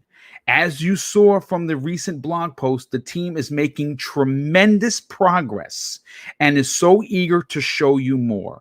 Thank you for being an incredible, passionate community as you make us better. Wishing you a safe and happy holidays from everyone here at 343i.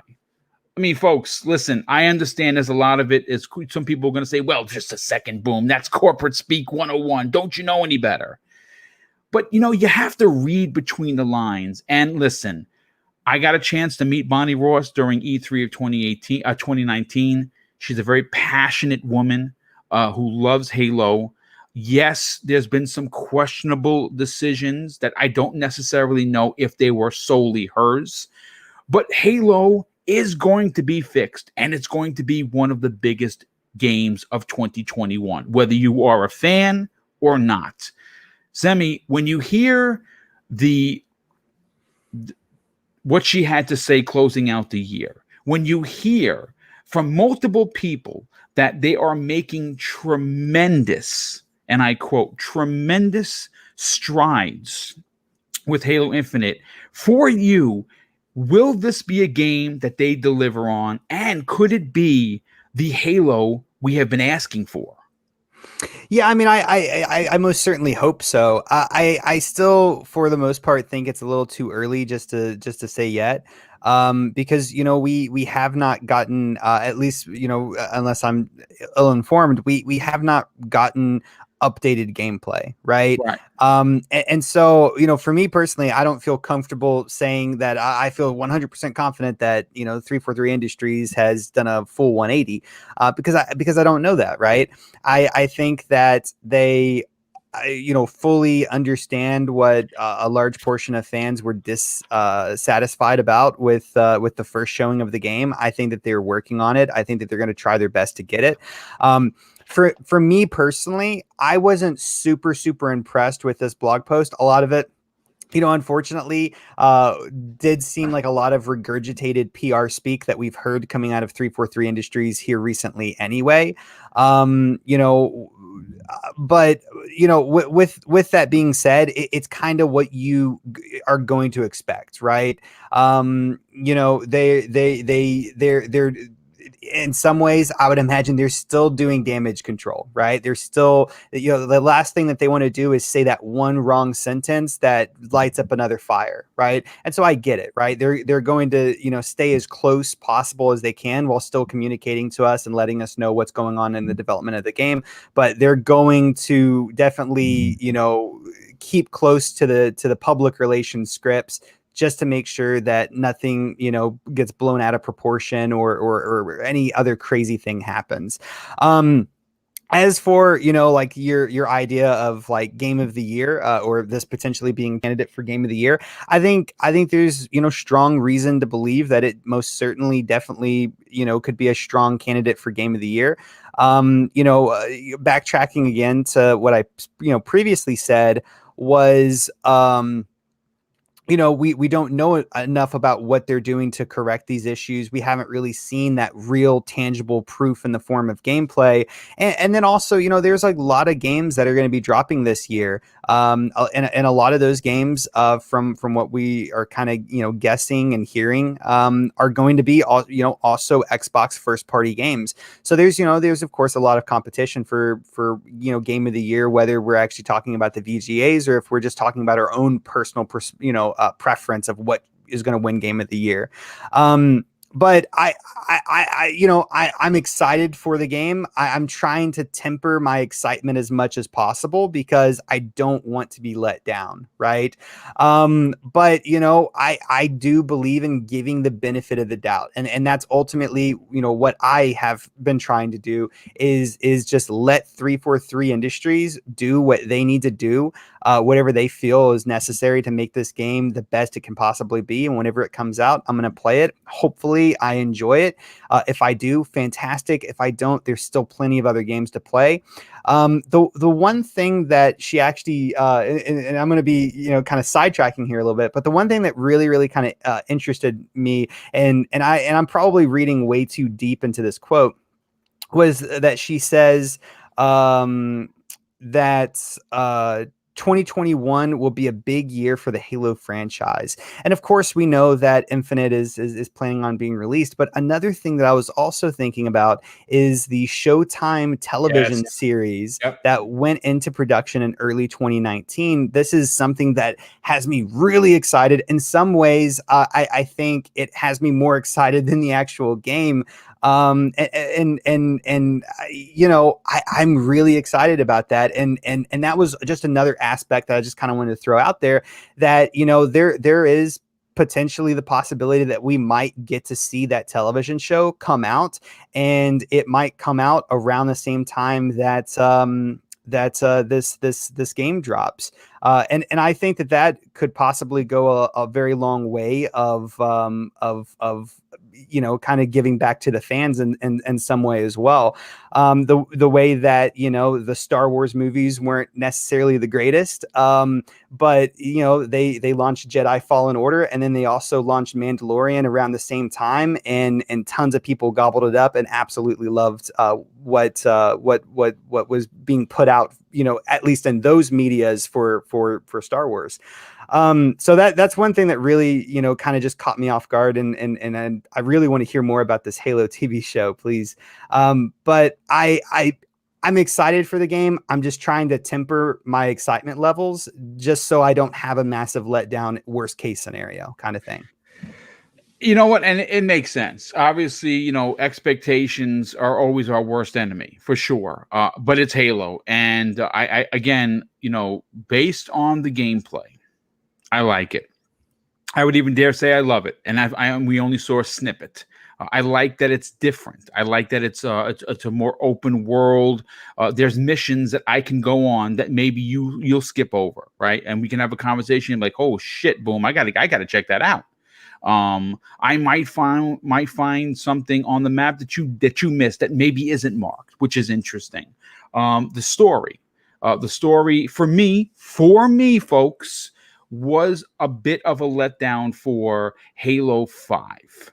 I did not enjoy the story at all. I think that what we have in front of us, the potential, because we don't know the exact story beats, we do know that the Flood is coming back. At least that's what we hear. We do know the Banished is going to play a huge role in this game.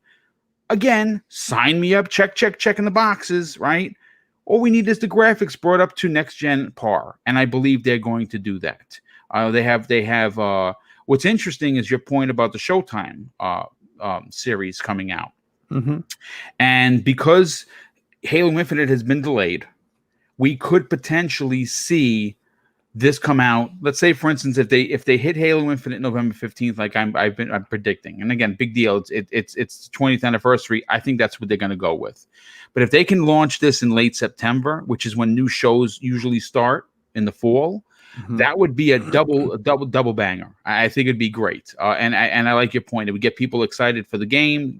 The show comes out. Yep. Hopefully, it's great. Like double whammy. Yeah, absolutely. So I again, only time is going to tell. But let's get our Archimedes into the conversation. Archimedes, look, without trying to stretch this into an unrealistic conversation, Halo is Xbox. Xbox is Halo. That's the end of the story. Now you can throw Gears in there, you can throw Forza, you can throw whoever else you want to add to the conversation. That's fine. But the reality is, Master Chief is the Xbox. Yeah. And this is a big deal.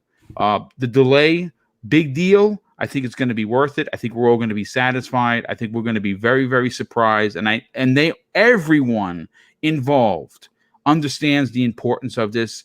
What were your takeaways from the end of year conversation that happened during this blog post for Halo Waypoint?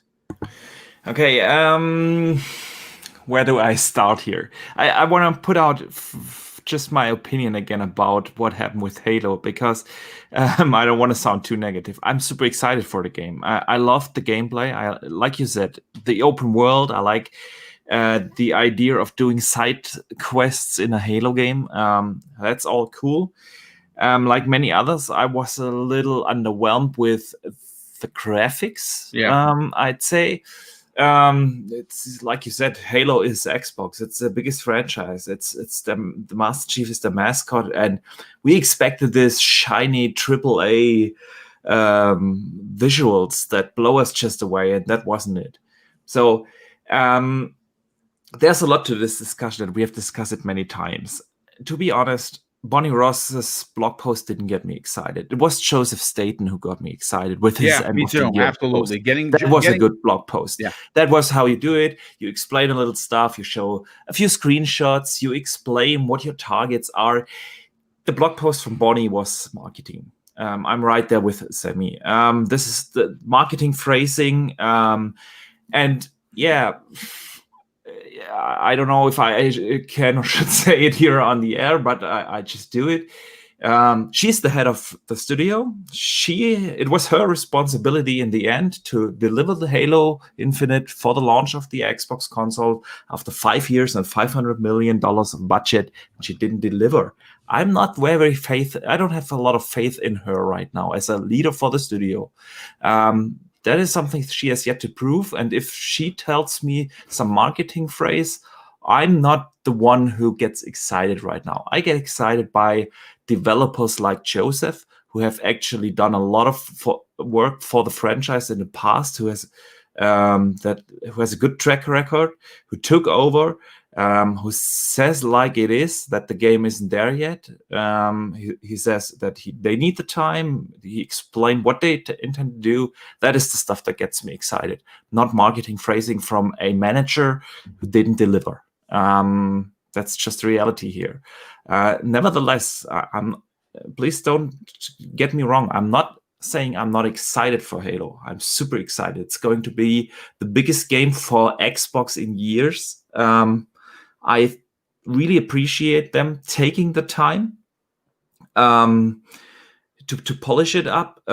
Like you said, Game of the Year. I'm not talking about the Video Game Awards, because we all know, as long as Jeff is moderating it, Xbox games will have it difficult to get nominated. But it's definitely a game that will come up in or should come up in the discussion at the end of the year. I hope they will blow us away. I mean, 20th anniversary of the Halo franchise. We have the 20th anniversary of the Xbox brand coming up this year. Yeah, that's right. I'm glad they have a talented developer like Joseph now steering the ship. Like I said in the last discussion we had a couple of shows ago, I'm glad that they didn't delay the game just a few months, because now Joseph has more or less 1.5 years after he took over to steer the ship in the right direction. And that's what gets me excited. It's not Bonnie Ross. And you know what? I would sit here and I would wholeheartely agree with you. I absolutely do. I think that what your points on as a leader, folks, you can't spin this anyway. As a leader, you are expected to deliver. When you are the head of anything, whether it be the head of 343 Industries or the head of your household, people look to you to make it happen. She did not. Now, am I calling for her head? No. Do I think Joseph Staten should become the new head of 343i? Yes, I do. And again, you'll never hear me say I don't want to see anyone lose their job, but the reality is that under her watch, she has not had a huge track record of success. You got to just call it the way it is, right?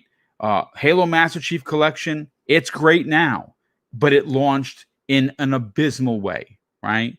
Halo 4, awesome single player, greatest looking Xbox 360. Hell, it is a great looking game today in 2021. The multiplayer has suffered from the I want to be a Call of Duty Capicon. That's what happened there. Well, listen, I'm not going to go into Halo 5. It took me 3 years after it was released to beat it, and I beat it just to say I did. I could care less. The multiplayer mode, excellent. So she has not delivered a full product, and we saw what happened with Halo Infinite. I'm happy with what she had to say. I'm confident with the people that have come back to Halo. It is going to be a big deal, but I don't necessarily know.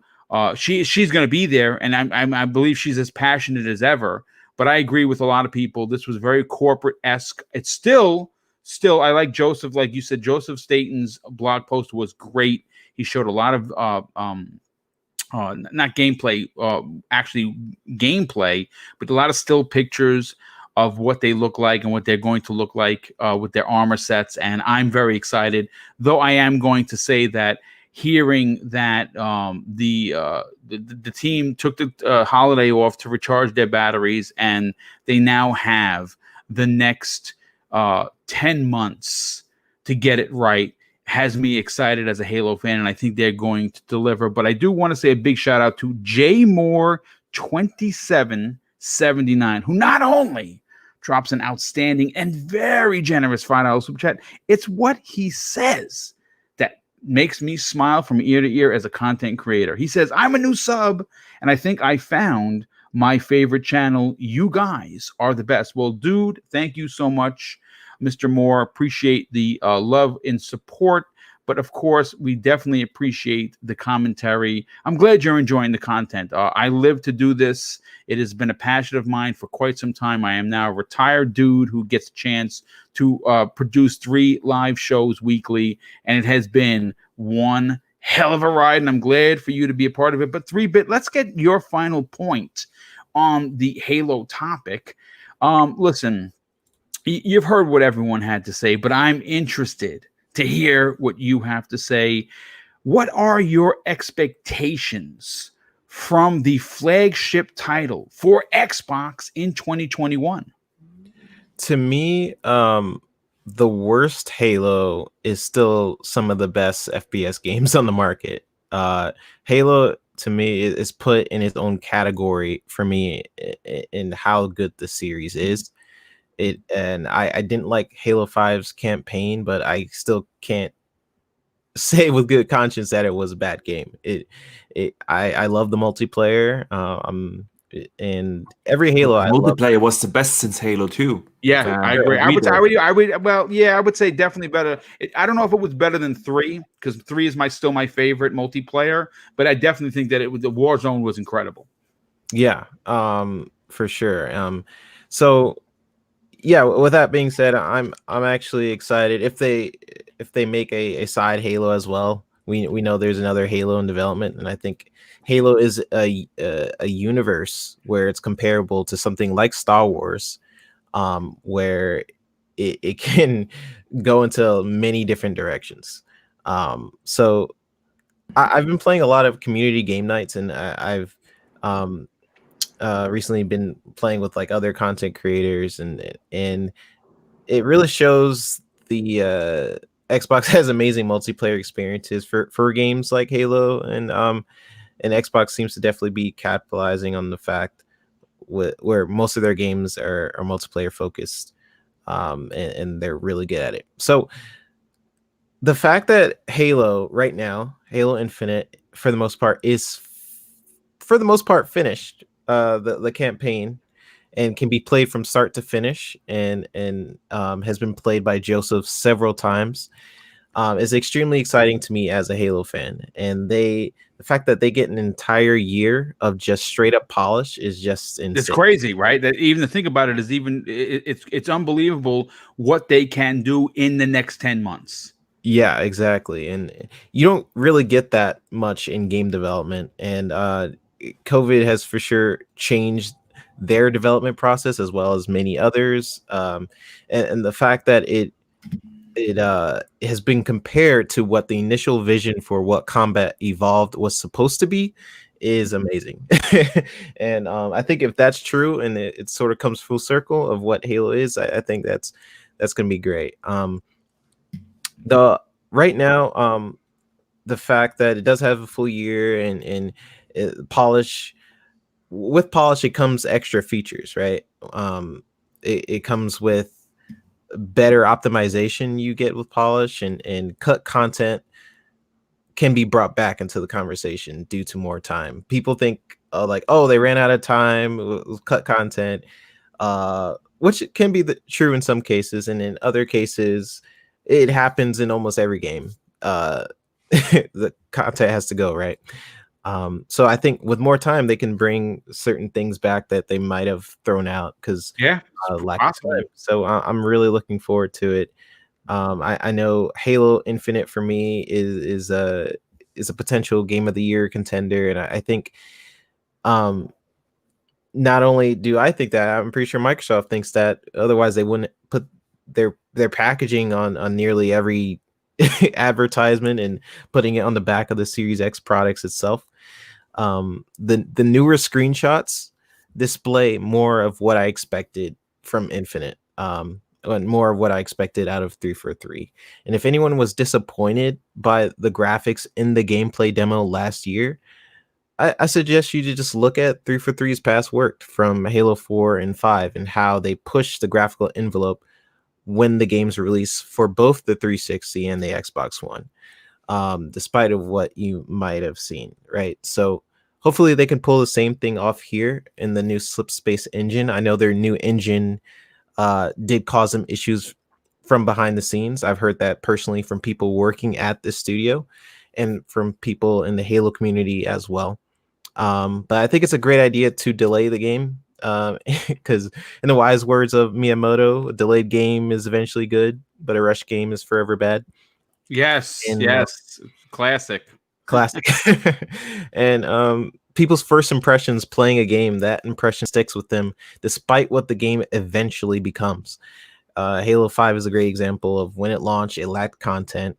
It didn't have theater mode, it still doesn't have split screen, and some multiplayer modes were missing. And it later added those features, but for some people, that was enough for them not to come back to the game, despite right now it being a pretty good experience. So make the game great the first time around, and definitely be a Game of the Year contender. I think I'm really looking forward to Halo Infinite. So we'll see. Yeah, and I'm right there with you. I have full confidence that we're going to get a AAA banger.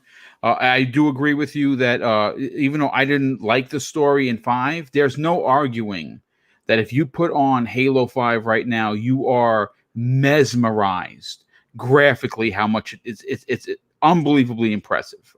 Again, didn't like the story, but you can't argue success. Now, some people will like it or not. I thought Halo 5 looked unbelievable.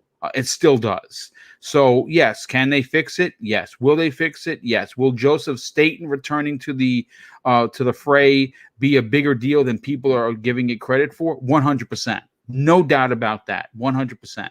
I do have to read 2 super chats that came in from our very good friend Kirby Zero Louise, who drops an outstanding and very, very generous $15. The first super chat is for 10, and he says this: I'm betting a super chat that the Switch Pro rumors are true. I'm right there with you, and I hope that they are. And he says it'll be announced at NVIDIA's event on the 12th, and it will be a topic on one of Boom's shows shortly after. Indeed, it certainly will. And listen, I still think, this is just me, again, this is an Xbox show, but I still think the Switch Pro is coming.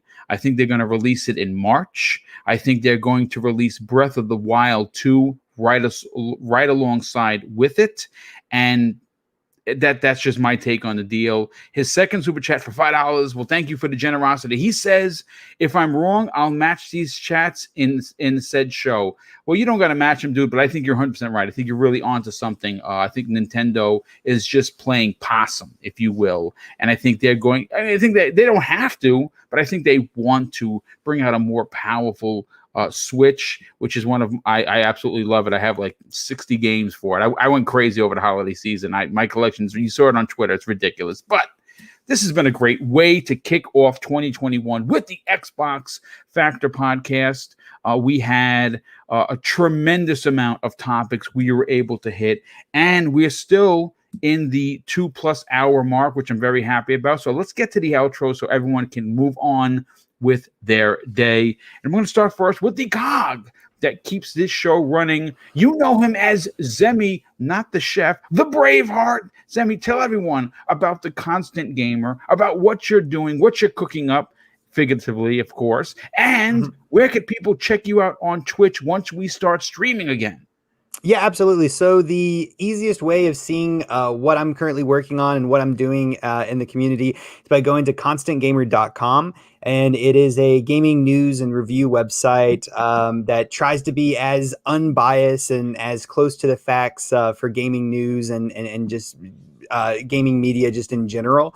That's pretty much what the site is all about, is just creating unbiased gaming news and reviews. But we also just recently released a community tab that has gaming quizzes, and we currently just have one up there, but it's an Elder Scrolls quiz for any Elder Scrolls fans to go and test their knowledge of the Elder Scrolls universe and lore in the game and stuff like that, which was tremendous fun to create. And if I'm not mistaken, Mr. Boomstick is also working on another quiz behind the scenes. He is another writer for ConstantGamer.com, and he's currently working on a Resident Evil quiz, which I'm really, really excited to. And you can't. I can't wait for you to take and fail because you don't like horror games. So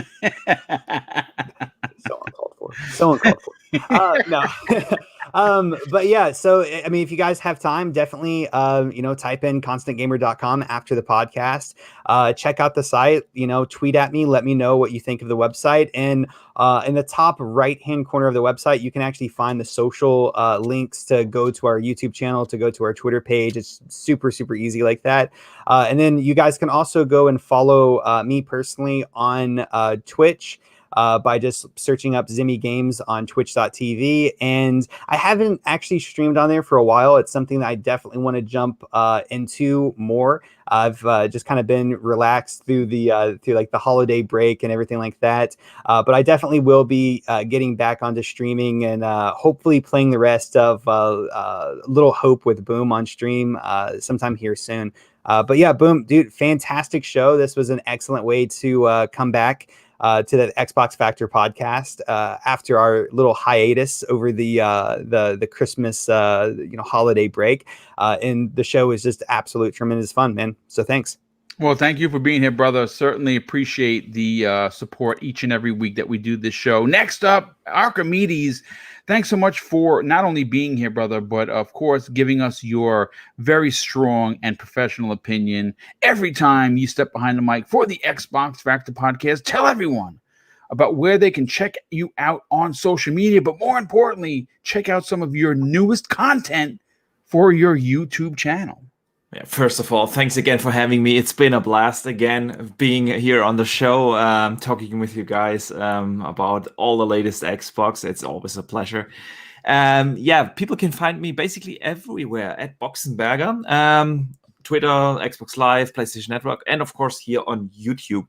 I just uploaded 2 days ago my latest video about Xbox in 21. What can we expect? Which games are confirmed? Which games are rumored? And what besides games we can expect from Xbox this year? So if you haven't checked that out, definitely give it a watch. Thanks again for having me. I'm looking forward to next week already.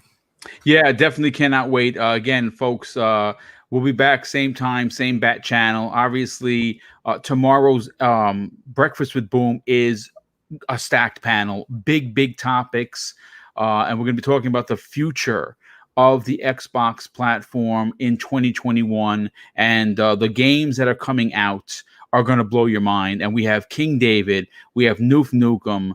I'm trying to remember everyone. We have Jamie Moran joining us, as well as, of course, Dreadpool and BitCloud Gaming. And there's somebody else that I forgot. That, man, I just cannot think.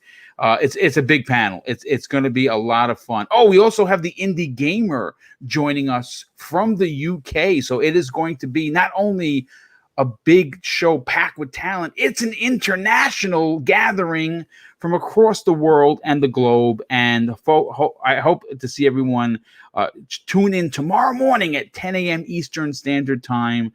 And we have some big bomb topics when we're talking about. But last and in no way least, our very good friend, 3-Bit, thank you so much for not only being here, but giving us your professional opinion, because you are in the quote-unquote business, so to speak. Tell everyone about where they can reach out to you on social media, but more importantly, check out your outstanding and growing YouTube channel. For sure. Everyone could follow me on Twitter. It is the VGHD, and my YouTube is the Video Games HD. I've been a little inactive because I've been working on a couple of projects actually for Ubisoft, so that's really exciting. And but I will have a video out tonight if you guys want to check that out. But thanks so much to the podcast. Always a pleasure being with you, Zemi, and Archimedes and Boomstick. And thanks to the chat. You guys were very lively and gave some amazing opinions. So thanks for having me on the show. Well, it's great to have you a part of the team, brother. Definitely enjoy your commentary each and every week. But folks, listen, the world's crazy right now. So I'm going to just wish everyone to be safe. Obviously, COVID is still a thing. As a matter of fact, that new strain from the UK is ravaging many parts of the Americas. So you got to wear your mask. You got to wash your hands. You got to be safe. Don't take chances. And I'm going to close out the show now with something that's more important now than it. Did I miss one? Hold on a sec. Let me see. Let's see. Oh, which one? The Kirby Louise one that says, if I'm wrong, I'll match the chats on said show. Yeah, did you already read that? Yes, yeah, okay. I did get that one. Yeah, thanks for the save, brother. Yeah, I don't like missing super chats. I would be devastated if I did. But listen, I want to close out the show with something that's important to me. Hopefully, one day it'll be important to you. And that's something that my dad talked about with us when we were kids. And he used to say, son, treat others how you want to be treated. And also, it doesn't cost anything to be nice. You live by those rules, and I can guarantee you're going to have an awesome day. So take care, everyone, and we'll see you next week on the newest episode of the Xbox Factor Podcast.